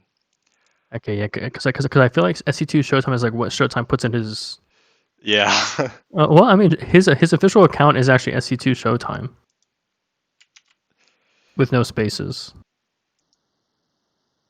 Oh, and we are hopping into game number 2 here. And spawning into the upper left-hand corner, up a game from Team Legion. It is Zerg. And the bottom right, sporting the teal trunks, the teal Zerg player, Scorpion. Zerg, Slipjip, Guardian, sometimes Serral. Sometimes Sarah. Yeah, he was Serral for a while. Gotcha. Man who goes by 1,000 names here. Oh, okay. So SC2 Showtime in chat says he's fake because he has the underscore at the end. But that is Ah. like the same name minus the underscore. I got really excited there for a second for you. I was like, have we hit it? Have we hit big time? Not quite. Should Yeah. say not Okay. not not not that big. Yeah. Not yet. Not yet. Yeah, Give it time. Give it time. Slipjip once again definitely going to be aggressive here. Um, Meanwhile, I think this is pretty much totally standard from Scorpion. Looks like a 16 hatch. Should be dropping extractor and then spawning pool here. Now the question is, will he be able to handle this early pressure coming from Slipjip? Slipjip's main is Zerg, so he's gotten his main twice in a row. Oh my gosh! Yeah, Wow, that's so unfortunate. he's a 4K Zerg player or thereabouts, maybe just under or just over. Gotcha. Wow, just the day of the randoms, I guess. This is incredible. Yeah, so it'll definitely be impressive if Scorpion can tie this thing back up. Because Scorpion's a little lower MMR, I think Plat 1 or like lower on the D3 side. Mhm. So definitely would be a nice win for him. Gotcha. Okay, Baneling Nest coming out for Slipjip. If I had to get, it's a little unusual that Slipjip is not taking a second base at all here. Interesting. Okay. I always feel like I need it for the larva, even if I want to not put any workers there. Yeah. And so Scorpion, he gets his overlord just in spot, just to kind of see that there is in fact no second base. So yeah, we'll have to see what kind of reaction he has here, because I mean, you have to imagine some spicy's coming your way ASAP. Yeah. You can see Slipjip taking the long way around. And so I guess he's gonna use all of the 200 gas saved up. Or no, he's not gonna morph the Banes. Not quite yet. Getting this queen would be pretty big. Oh, nice. Yeah, I mean, it's because he's definitely gonna cancel the spine crawl in the natural here, but Ooh, does not get the cancel. oh, very Okay, unfortunate. now the Banes are morphing in. This is a really rough spot here for Scorpion. Yeah, I mean, I guess one saving grace he kind of has here is that he does have the spine in the main, but yeah, I mean, unfortunately, like, losing that Yeah. queen, that's pretty rough. Okay, we have 14 lings on the way out though. With the spine crawler. That does okay. Yeah, his bane list is almost finished up. I mean, he's Slipjip did not kill the natural, so Yeah, I'm no, definitely gonna be favorable for Scorpion here. yeah, big surround there as well on those lings by Scorpion in the corner of his main, and also picks Yeah, off those two banelings that are morphing in. absolutely. And this is really big. Again, Slipjip does not have a natural. Just now sending the drone to go make it. So Scorpion might not know that, but in a good spot here. Yeah, I'm seeing Scorpion here watching some of laser replays with the 5 overlords in the production tab. Yeah. Really looking to kick his production into high gear here shortly, but That's a lot. I didn't see that's a lot of overlords when you're at 36 supply. Yeah. I mean, Okay. unfortunately for him, it was a Yeah. hard 36 block too for a while, so I can't blame the guy. Yeah, 40 supply Uh, buffer there. Two or three overlords might have been plenty. That's okay. Yeah, but yes. So Slipjip does have a road warrant already completed. I mean, this situation, like, would these typically be just defensive roaches, or how does this normally play out from here? Well, I think that it would seem defensive because he's still making spine crawlers.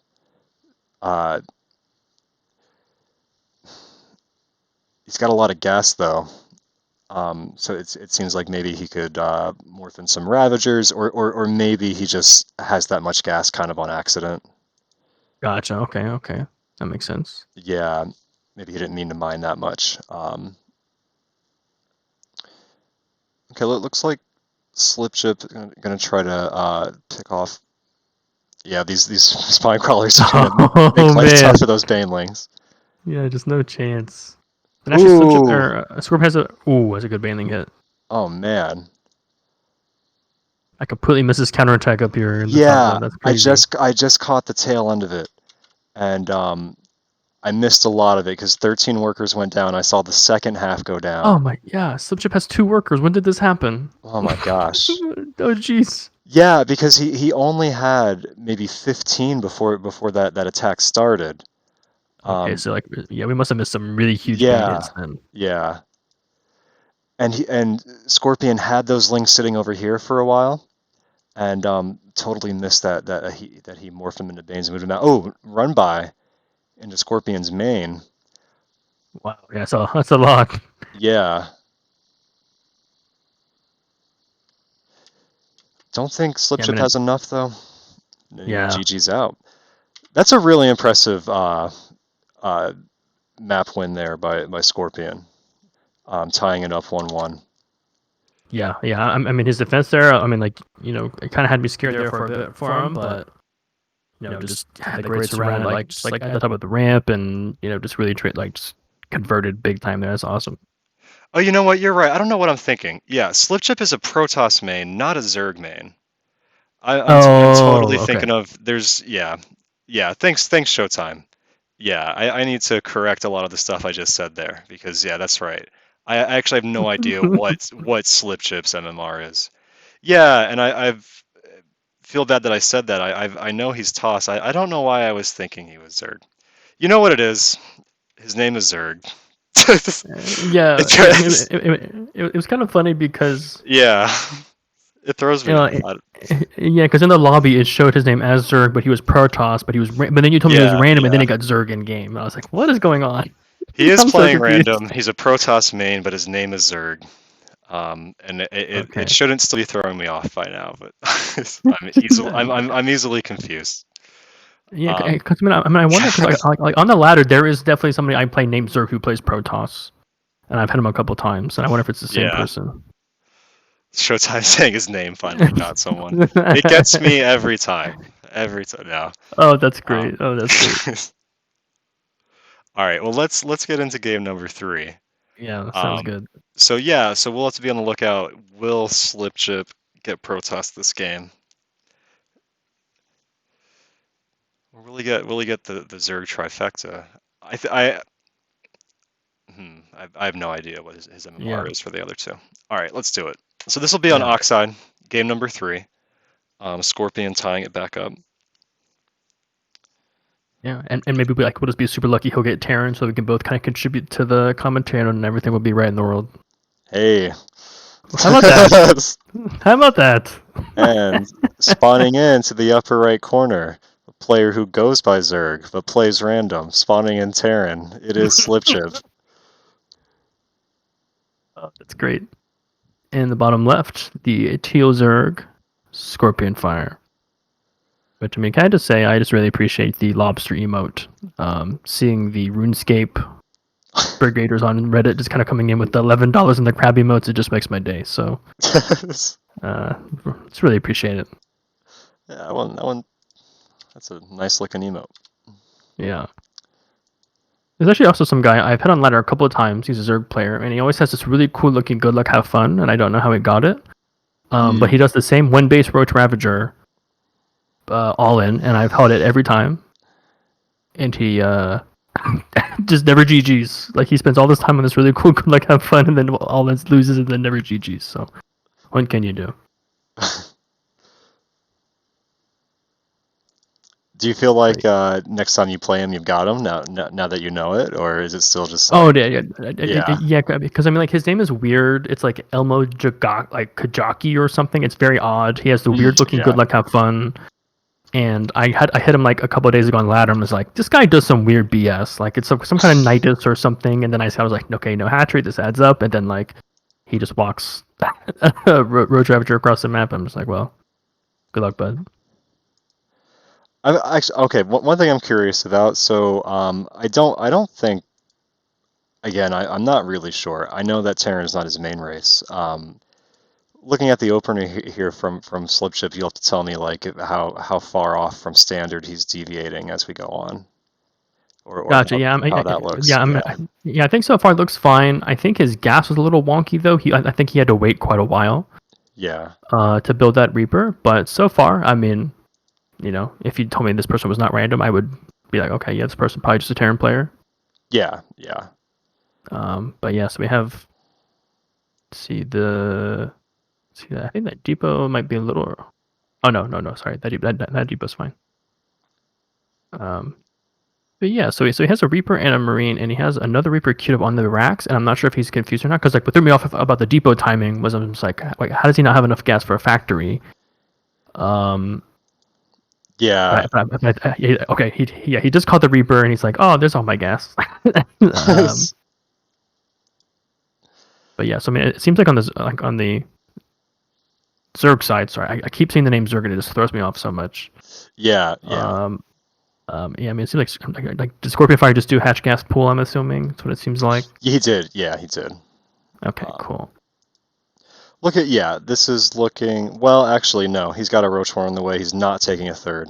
So it was looking Didn't see normal that. Good catch. until the Roach Horn went down. That's an early Roach Horn. Yep. Um, Yep. and he did keep 3 in gas the entire time, and an evolution chamber. That's a super early Evo chamber. Usually you would not do that if you were gonna be this aggressive so early. We'll see though. That is very odd. And actually, what's just kind of looking at Zerg's main base. So he's choosing to do reactored Marines. This could work out in his favor. If Scorpion this is going to make roaches. I mean, obviously tanks from the factory would be really, really good. Mm-hmm. But right now, I mean, like unfortunately his factory's idle for a while. Got lots of Marines going, so I'm assuming we're probably gonna see some kind of Marine tank push, if I had to guess. But sorry, I didn't see the second Rex. This is actually a Beyond style 2-on-1. Yeah. Yeah, I didn't even see the Rex hidden underneath the base. Yeah, all the way to the right over there, kind of almost blends in Yeah. with the refinery. Gotcha. Okay. Yeah. So he's just gonna get reactor medevacs here, and he's gonna try to make a play. And yeah, I mean, obviously, I mean, like, this was standard at some point, but I wasn't actively playing when this was standard. But everyone tells me that it's supposed to be so bad, and you're never supposed to do this if you're not Beyond. I see. Okay. But I might just be like that kind of StarCraft elitism kind of creeping in a little bit. Yeah. Now, okay, so Scorpion, not being as aggressive as early as I would have thought based on the timing of that Roach Warren. Because he's gonna wait. He's gonna wait for Roach speed. He's gonna wait for +1, and I'll be curious to see if he moves out when speed and +1 finishes. That would be a pretty typical kind of play. He does have this third finishing, so he could choose to macro. But okay, 9 roaches in production. Okay, yes. So one thing that because I've done variants of the build that Zerg is doing. And one thing I actually do find is somewhat good against these roach pushes is like if you just put Marines on their side of the map, it's kind of hard for them to move across said map. So if Zerg is able to kind of he has 2 full medevacs now, you're basically here maybe trying to snipe a third. But yeah, I mean this could get pretty wild, I think, depending on how this goes, because you've got only 11 roaches. Yeah. Okay, nice. Yeah, so I mean, this is. I mean, I think. I mean, I'm not sure how you feel about it, but I feel like Zerg being able to keep Scorpion on this side of the map with this much army supply is kind of really good for the Terran player here. So I agree. Yeah, I was actually just about to say the same thing, that doing a good job not letting Scorpion move out. Yeah. Fear of those medevacs. Mine goes down there. I got a couple drones. Yeah. Not too bad for a cheeky 1 mine drop. So yeah. But yeah, it doesn't seem like Scorpion's interested in all in droning this third base. He's just all about the Ling printer going burr right now. So yeah, and a little bit of an engagement here. An awkward mule being dropped there. Yeah. Doubt that was intentional. Yeah. Wow, he's putting a planetary in the wall. That's certainly going to make it hard to break this position if it gets. That's very unique. That's definitely not standard. But yeah, that's actually. I mean, he saw like a lot of army units though, so maybe he just had the read here, just like, okay, this looks like Scorpion's just trying to kill me here, which would be a correct call. But as soon as I say that Scorpion, sending off 9 drones here. But yeah, Zerg just killing a couple Ravagers, pretty expensive. Yeah, and Slipjip running out of the base to go engage this. Pretty bold, but it worked out there. Yeah, Yeah, I don't think Scorpion like realistically try to. I mean, there's a planetary fortress on the wall. yeah, You know, yeah. I mean, I I think in a situation like that, like your best bet, if you really want to be aggressive, is wait for the SCVs to come repair it and then see if you can bile them or something. Right, right. But I don't think you can break it down though. For You sure, know. for sure. Yeah, absolutely. But I guess like on the plus side for Scorpion here though is just like I mean his opponent's not gonna have a third base anytime soon because as we talked about in Series One, right? Planters can't float. So Exactly. I mean Yeah. he's now building a proper third base in his main base, and like it's Oh, gonna be a while. a little bit of a hot drop here into Scorpion's Oh third yeah, base. yeah. It's actually very interesting. I mean, in my games, I typically don't see this base taken as a third. Is that what you like? Do you normally take this as well, or do you take the one to the like where his Yeah, fourth is right now? I never like to take this one. It's further forward. I like to expand horizontally further away if I can. Right, right, right. Yeah, And Slipjip doing his best to be so annoying with this medevac using the high ground now. yeah. Picking off some Just dodging queens. balls left and right. Yeah. Yeah, actually, I wonder in hindsight. I wonder if he took that base because he just wanted his roaches that he was building out of that base maybe to get there slightly faster. Yeah, no, I that's mean, true. That's true. If you're yeah, going to be aggressive, then you're not as worried about what's going to happen when they come push you. yeah. Um, but now we see this move out by Slipship, and this positioning is going to make it a little easier for him to launch this attack into this third. Yeah. Yeah, unfortunately, I'm not seeing any Banes. Okay, like the first set of Banes are morphing in right now, but I mean, Yeah, we have basically 5 Ravagers and like 30 Lings, so it's going to be so this hard to is hold to keep this third base here. absolutely. Yeah, I mean, like the tanks behind the rocks. Yeah, I mean, I mean, like, I think I mentioned in our one TVT series on Oxide. It's just like these tanks in these spots are so brutal, I regardless of the matchup. And yeah, it just gets the hatch. That's rough. good idea here by Scorpion picking off a couple siege tanks with the Ling run by. Oh Ooh, yeah, very nice. looking Lots of good. Banelings coming in too. Ooh, dodging siege tank fire. Good target fire there at the end Yep, on those Banes yep. by the looks of it. Um, yeah, once you lose the third base like this, it's next to impossible to get back into the game. Yeah. And Oh, and these poor overlords outside the yeah, natural just feels bad. yeah, that hurts. And the army is kind of trickling in Congo line style here for Scorpion. Yeah, Yeah, yeah, and again, like the tanks is kind of coming in here, just really just kind of forking the area between his would be third and the fourth, and just yeah. yeah, it's just brutal. Baneling Nest goes down, and does look like Slipship is gonna take the 2-1 without getting his main. Um, two Zergs and a Terran. So he'll be happy about that. Not getting the luck, but still getting the 2-1.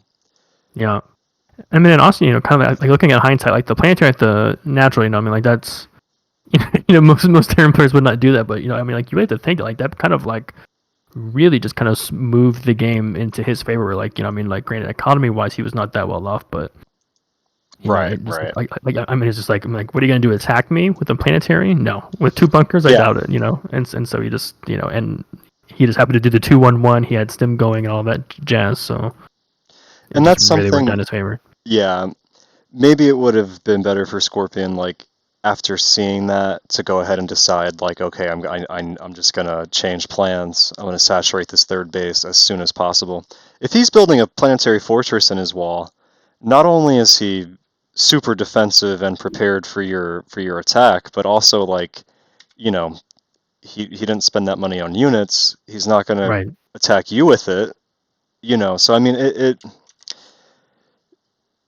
it's it's a weird thing to see, but you know,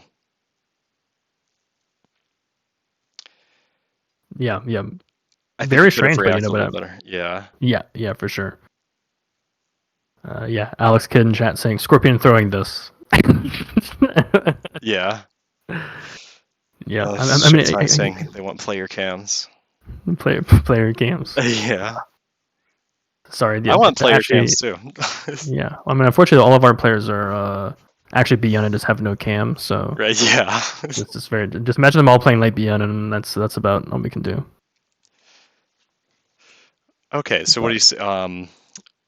We do one more series. yeah. One more Okay. is good. Um, let's see what we have here. And by the way, Showtime, I'm MauriceMoss. I'm the co-caster, and I didn't see your question there during the earlier games. Oh yeah, I missed that. Let's see, we can do a TVP, character versus e-legacy. Sure, sounds good. Okay, let's do it. I'll go ahead and ping them, let them know that we are casting their game.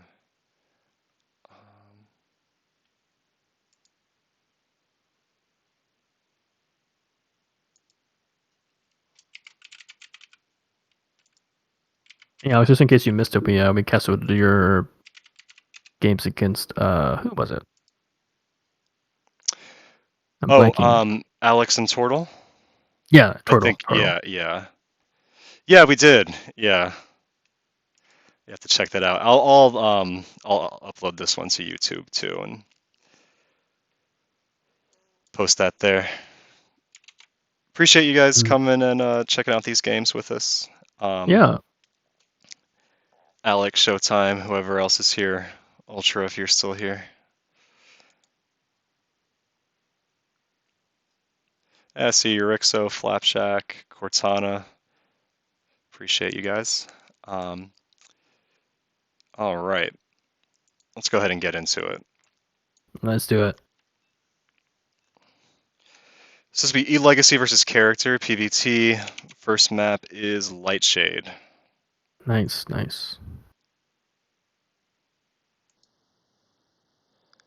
All right, spawning in to the bottom right-hand corner. From Team Legion as of late, but still representing a Solitaire universe, it is our red Protoss player, E-Legacy. Man, just the red coats from Team Legion, man. I can't believe we're even casting these guys tonight. Oh my gosh. And in the upper left, yeah, in a nice mustard yellow Terran color from PT Hero. Is that Platinum Hero? I guess. Platinum Heroes. Character.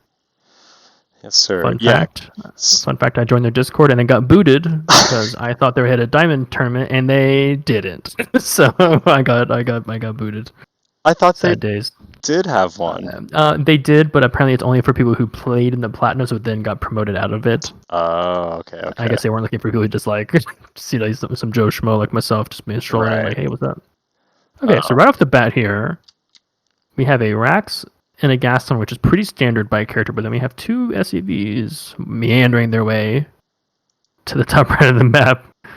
We'll see how this is. I'm assuming a factory in Starport.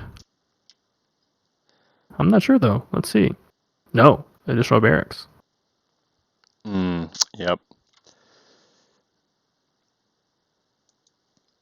That checks out. Yeah, I mean it's kind of interesting. Like, I wonder if character's trying to play mind games here because he only has one worker in the refinery in his main, so it looks like a standard Reaper FE. But he's not actually seeing any like the Reaper should be, popping relatively shortly here, and it's not. Right. So I wonder if like a Legacy is like, okay, this looks fine, or something's on fire, and I should be very afraid. Now, from what I've seen of E-Legacy, well, this is more in ZVP, but he's pretty strong holding early game. Any kind of cheese that I've seen. So we'll have to see what he does here if that carries over into his ZVP. Into his TVP as well. Yeah. Yeah, so it's really interesting. So we're seeing two proxied racks, double tech lab. I'm wondering if we're going to see like some concussive shell marauder shenanigans, maybe. Oh, yeah. Okay, yeah. Okay, nice. Yeah, marauder concussive shell, but like Legacy doing a great job though. He kind of kept the probe behind character's natural, and then kind of came into check late, and it's just like, okay, where's this base? Right. He should definitely be toughed off that some kind of shenanigans are going on right now. So yeah, so like yeah, this is interesting. It's an interesting proxy spot. You know, it's kind of a distance, you know, from the natural here of a legacy. So we'll have to see if that comes Yeah, back to bite him at all.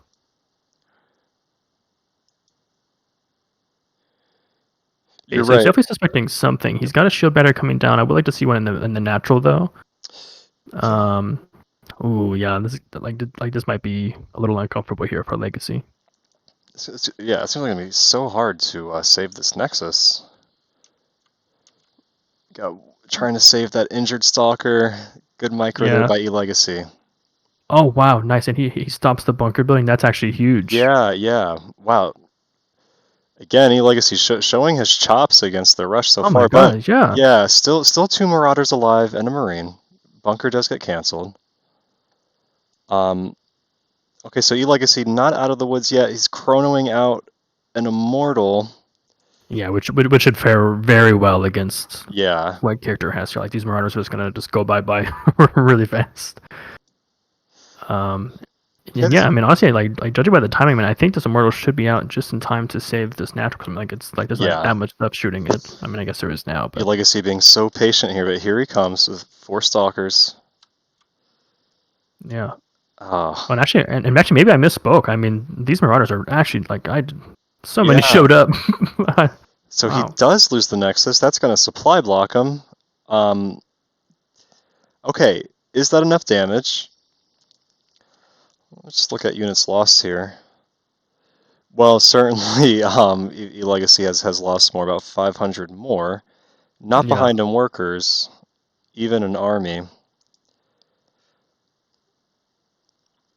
So yeah, Yeah, what the yeah, it's kind of hard to tell here. I mean, obviously, I mean, character was one base. I mean, he's building his natural in the main. yeah, So although Alexi doesn't have his started, I mean, it's gonna take some time to float and get turned to an orbit and all that jazz. So it's not like the SCV production is gonna really kick in big time.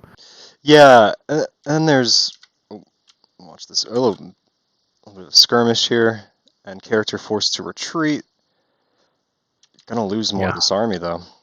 yeah. I mean, these immortals just you know just doing their best magic trick and making these marauders disappear. Yeah, And actually, it would be really huge too if Alexi just happened to catch the proxy racks because he could actually stop stim and combat shields. And it looks like characters trying to do a like follow up timing with +1 stim combat shields. yeah. You know, unfortunately, you know, he obviously he doesn't want to risk, you know, meandering over in that direction right now, probably. But yeah, I'm just gonna say sometimes when you rush like this, even if you're not behind in workers, you're behind in tech. But character doing a job upgrading. yeah, yeah. Yeah, I mean, granted, right now, I mean, like he does not have a star part in the way quite yet, No. from what I can see. But Also just finished the factory. yeah, so he's making a tech lab. I wonder if we're gonna see a cyclone or a siege tank here. Okay, siege tank. Okay, nice. Actually, character or a legacy did find these buildings out here, but not in time for those to cancel the upgrades. But Right. I mean, this cuts character's production, and I mean, like he's basically from 3 racks down to 1, Yeah, which is huge. and he is gonna lose one of the barracks. And the other one not gonna be useful for a while. Yep. And the thing is too, I mean, like legacy has a great observer place just over all these bunkers here in the natural, so he knows that character is paranoid of some Yeah. kind of shenanigans coming his way.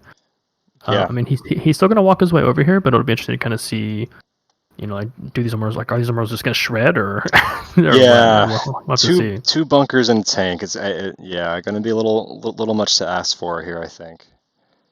Well, And actually, like the immortals aren't even fighting. Like unfortunately, stuck yeah. behind the stalkers there. Oh, that's brutal.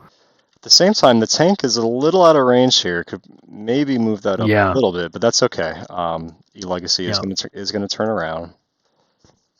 But yeah, I mean, like during all of this though, I mean, he got his natural back. He saturated his like all of his workers there. I mean, honestly, like I wouldn't mind if Legacy just went with like a third base here. Okay, yeah, perfect. Yep. Yep. Just as I was thinking about it. Yeah. Yeah. Yeah, unfortunately, a little supply blocked here, but he's got pylons finishing up here so shortly. Yeah, this is interesting though. Typically, I mean, we saw like on our earlier series, we saw some Mhm. Protosses getting early charge, and I feel like, from my experience, which again is a sub 50% win rate, Terran and TVP. So I mean, I could just be completely wrong. But but typically like going charge first is kind of indicative of some kind of aggressive attack Yeah. or some kind of timing. So yeah, so we'll have to see, especially because like also like with the disruptor, especially like it's like you already saw kind of siege tanks and like there's this weird dance that siege tanks and disruptors can do where, I mean, siege tanks outrange disruptors, but if siege tanks are like example, if character pushes across the map and then sieges beneath a ramp or something, the disruptor then can then obviously get in like range and do a lot of damage to the tanks. Yeah. But yeah, so like we'll have to see how this plays out because again, like the lack of medevacs here is I think just really brutal, especially against the disruptor because like you can't do any kind of fancy pickup or or just bailing out micro. Right. And as the Terran player, obviously you can't micro the siege tanks against the disruptor shots when you do get Right. caught. Yeah. Yeah, and actually, character pulling the boys Yeah. here. I mean, and this just like disruptor Wow. isn't it? Oh my god, it's gonna be huge. Ooh. Wow. Big stim goes down. Yeah, I mean, that's a lot of Marines which are gonna be really, really Yeah. good against these Immortals. Oh man. Okay, so yeah, what that's do we brutal. have left at home? We have at least one disruptor. Gonna need to make the absolute most out of this disruptor. Yeah. Especially as soon as the army gets there. So see, I mean, it's a good thing that like Legacy got the Zealot legs here because I mean, like he can kind of just go and try and take a dump on some of these tanks. Ooh. Oh, the disruptor shot unfortunately not getting quite what he wanted. He does grab a tank though, which is huge. Does, yeah, Oh no! yeah. Oh no! Oh! Oh no! That's actually massive. I think Was that a friendly fire disruptor shot? that was. I think he may have boxed or something, and then boxed the disruptor shot with the zealots or something, or hotkeyed it. I don't know. Wow. Yeah, that might be the game changer. I think you may absolutely be right. Yeah. Ooh, another big shot there though. These Marines are almost entirely dead. There's not much left here for the Terran player. Yeah, I mean, honestly, again, I think this comes back just like a lack of medevacs. I think if he has medevacs, this whole fight is just like it's so easy because I mean he has 1-1. He has a massive upgrade advantage. It's really just like the disruptors that are catching him off guard, and like this whole time, like he has had this third base just chugging along too. So Right. yeah. What a weird seesaw back and forth game here. This has been a weird one. Legacy like almost had a mutiny on his hands with that disruptor. I know. Oh man, that's brutal. But yeah, I mean, like going from proxy racks into killing the natural into trying to counter push, then like these nasty disruptor shots into losing your whole army in the middle of the map. I mean, it's StarCraft at its finest. Yeah. We had a medevac moving out there. I think E-Legacy caught it. Don't know if he saw it. But at the same time, the reason why he saw it is because he's pushing out across the map. Right. And unfortunately, he has nothing that shoots up. Right. Okay, he's going to be leading in. Like, oh, this could be massive SCV kills here. It's wide open. Kills 2 mules. Oh, man. Yeah. Wow. Actually, I just realized character only has 27 workers. I'm not sure if something else happened to be missed, or maybe he was just missing some worker cycles, but that's not a lot for 2 bases. he brought some of them with him on that attack. Oh, that's right. Sorry. Yes. Yeah, no, it's okay. But yeah, that didn't help the situation. Yeah. Okay. Yeah. So battle on 2 fronts here, though. Yeah. And it looks like E-Legacy is big drop in the natural. Yeah. Really nice multitasking here by both players' character dropping main and natural, and then having to defend at the front here.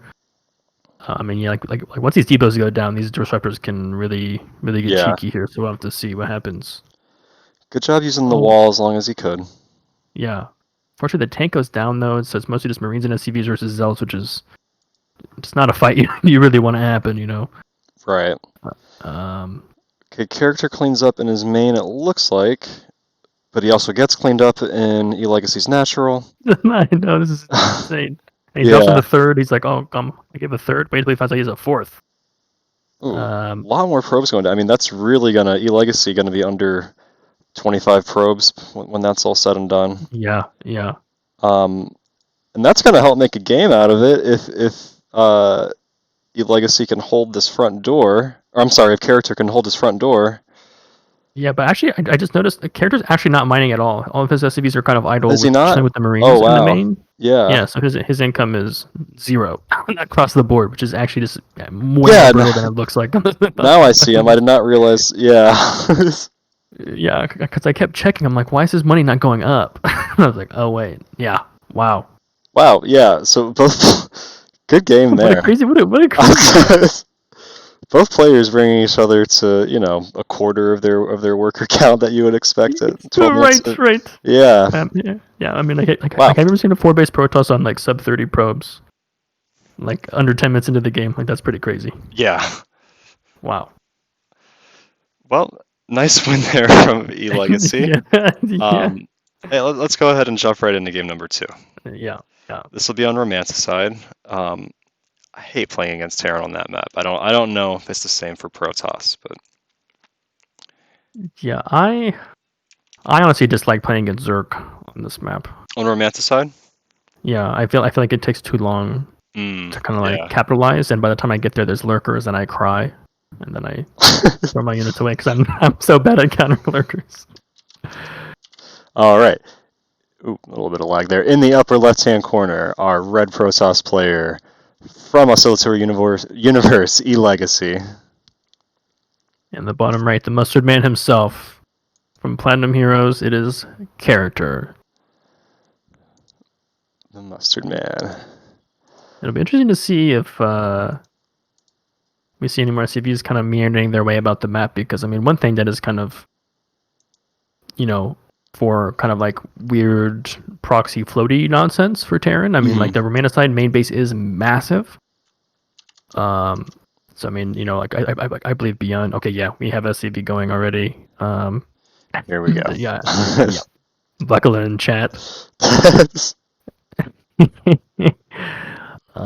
But yeah, because I mean, like like as a Terran player, like I definitely find it hard to defend things like blink all-ins and stuff, because sometimes they can just kind of hop into your main and you're just like, what? I mean, Yeah. like if you just like if you don't put a depot, or is there, if you're like not spreading your creeper, have an overlord there, it's like you just kind of like shit yourself a little bit, so. Yeah. Let's see, but this time though we do have double gas coming up for a character, which I don't think is what he did last time. I'm not much of a cheese man myself. I have a 1 or 2 kind of go-tos. Other than that, I'm pretty trash at it. Yeah. So, but it seems like character is a man of culture, so I'll have to see what comes down here, because like I'm expecting with the gas count is going to be a proxy factory. But is Rax also just finished? Okay, yeah, some marine, then probably a factory. Yeah. Okay, cool. So yeah, I'm wondering here, because I don't think he went gas first, so I think he may have done what I think I'm gonna say FANN did in some of the earlier games with like the Rax, then gas, then gas. So this typically should be hyper aggressive. Yeah. He's got both gas. He's not pulling out of workers. So he's definitely looking to do some crippling damage, or if not, just all all inning altogether. So. What do you think it'll be at the proxy? I think he's keeping 2 in like all of his workers in gas. So typically when you're keeping that usually means you're going to be making like Banshee with cloak or something. That usually is like what kind of comes out. Okay, yes, we see the tech lab coming down. Yep. So yeah, so he's either trying to get like a tank drop, or a cyclone drop, which would be kind of weird. But yeah, so I think we're probably going to see some kind of cloak Banshee play. Yeah, looks like a good call there. Definitely Starport Tech Lab coming out at the same time. Yeah. Let's see, we do have some. Oh, sorry. Go ahead. Oh no, I was gonna say, yep. That's usually the sign. Go ahead. Yeah, but no, yeah. So we do have a shield batter in the front of the natural by Legacy, which is usually really good at stopping like a lot of early shenanigans. Also doing a good job of kind of getting the pile in the top right of his main. But with Cloak Banshee, okay, no, sorry, no, he's actually going Tank Liberator. Wow. Okay. Oh, okay. Yeah, no, I wouldn't. Wow, and Legacy's gonna walk right into this. Oh my god. He did the same thing last game. Oh no, he's gonna lose a Stalker. That's actually massive. Wow, yeah, this is actually super cheeky by character. Yeah, and Yeah, that's going to be huge. I think kind of like last game, right? Like he ended up sort of becoming tipped off that the rush was coming, Right, right. and that helped him. No, for sure. Okay, yeah. And so we see the conga line of SCVs followed by a couple Marines coming across here. I think character is the mustard man is not trying to play a macro game. No. Pulling the boys again a little bit earlier this time. Yeah, yeah. Yeah. The boys don't like to wait, is what I'm told. So Okay, nice that he has all these stalkers for this Liberator. yeah, just good. But unfortunately, like the tanks just Yeah, shred yeah. here though. But again, like the shield barrier, the natural, really good. Might want to drop even like one or two more of those, honestly. But like obviously, getting the moment here might be hard. He's repairing the Yeah. tank, which is pretty smart. Now these tanks are pretty lonely over here, though. Yeah, I was just gonna say. Yeah. Although, yeah, they're going to work though. The repair has been nice. He was picking off the SCVs there. Now here comes an Immortal, and with that This is kind of shield crazy. batter, yeah. How much armor supply is an Immortal? Because right now I'm seeing like he has 32 probes and an Immortal, and it says he has 8 armor supply. Is that right? I thought it was only 6. Maybe I'm It seems like a little lot. off. Wow. Yeah. It's like, I think even a Colossus is like only 6. So Maybe I'm wrong about that. I definitely don't think it's 8. yeah, that seems like a lot. Yeah.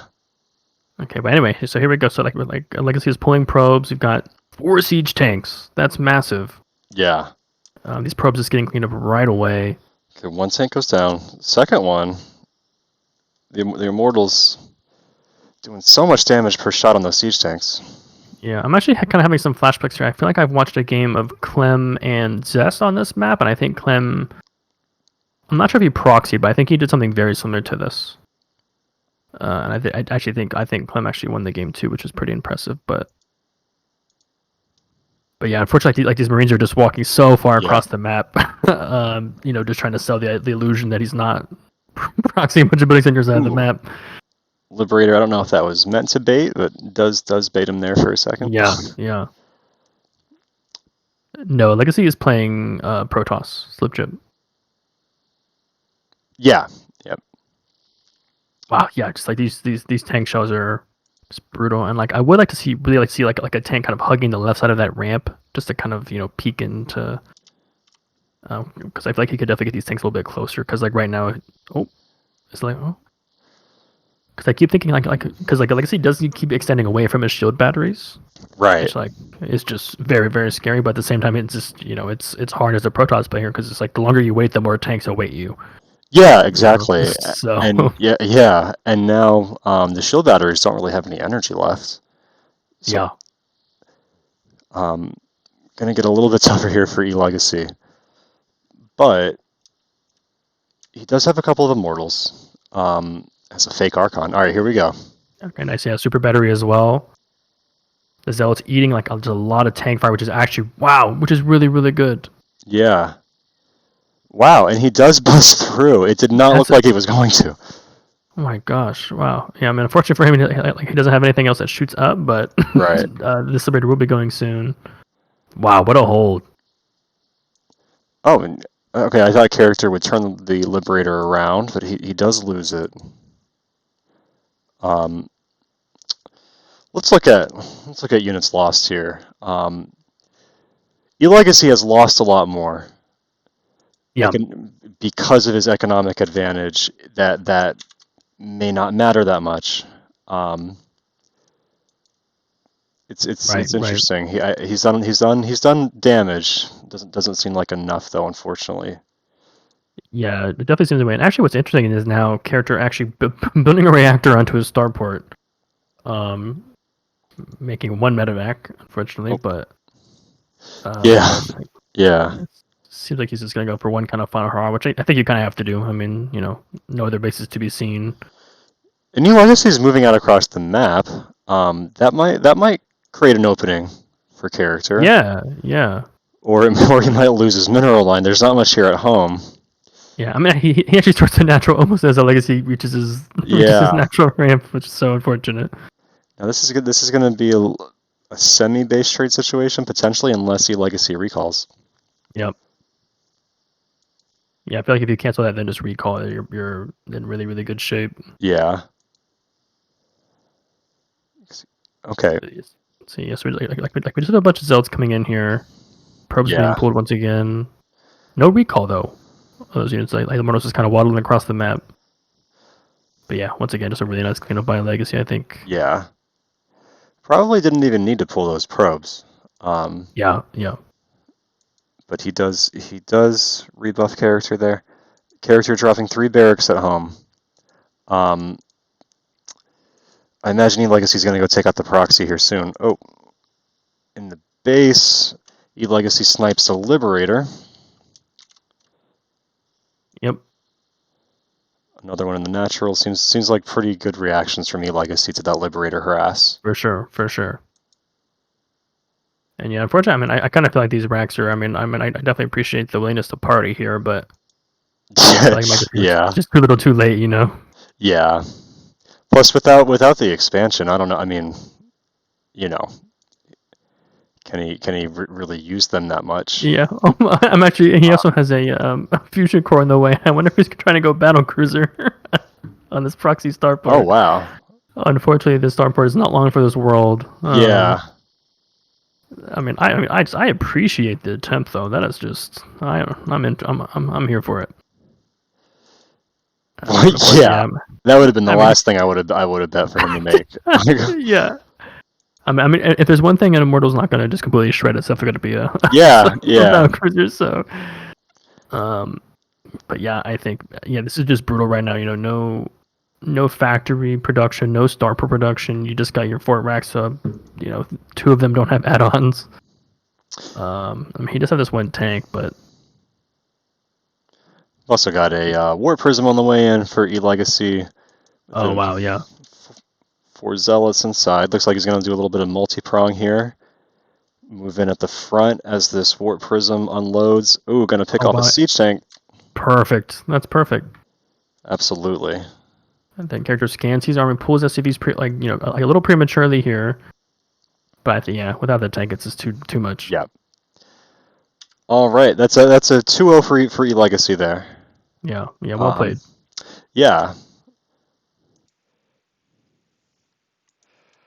All right, guys. I think that's gonna do it for me tonight. Hey, thanks for casting with me, Maurice. Yeah, no I problem. appreciate it. Yeah, thanks for having me. It was Yeah, fun. definitely. I see Slipjip in the chat. Hey, what's up? Good to see you, Slipjip. I kept getting your. I was telling everybody that you're a Zerg main earlier, but on accident. But I did end up correcting that. Uh, Yeah. oh yeah, I just want to remind everyone. Not this Saturday, but next Saturday, next Crucible going on. You guys in the chat, Slipchip. Hopefully, I'll see y'all next Saturday for the Crucible. Oh wait, that is not the right link. My bad. Did that a little too quickly. Yeah. Hopefully, see you guys next weekend for that. You people. What do you mean, you people? Talking about you, kid. Yeah. You sons of bitches. But yeah, Maurice, if you're free too, come play in the Crucible, man. We do it Saturday nights. No, Saturday nights. Okay, cool. yeah, 9 Eastern. Gonna do it. It was like maybe 3 times a month, but gonna try to standardize it every other weekend. That way it's Gotcha. predictable. So we'll get into that rhythm. All right, cool. Yeah. I'll try to make it. Typically, a bunch of LG stuff happens on the weekends. So, Oh, okay. Yeah, but yeah, I'll try to squeeze it in if I'm free. I hear you. Yeah. All right, guys. Well, got the Crucible going on Saturday. Next Thursday, do some more replays.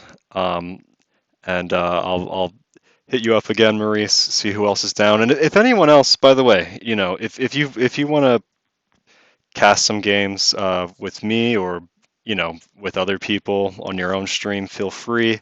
Have the we have the replay folder, and it's really fun for people from the community to cast and like get different perspectives and stuff. So like, feel free to try it. Yeah, definitely just think about like I'm like I know for myself, like it's always fun to tune in and kind of see my game being casted. Yeah.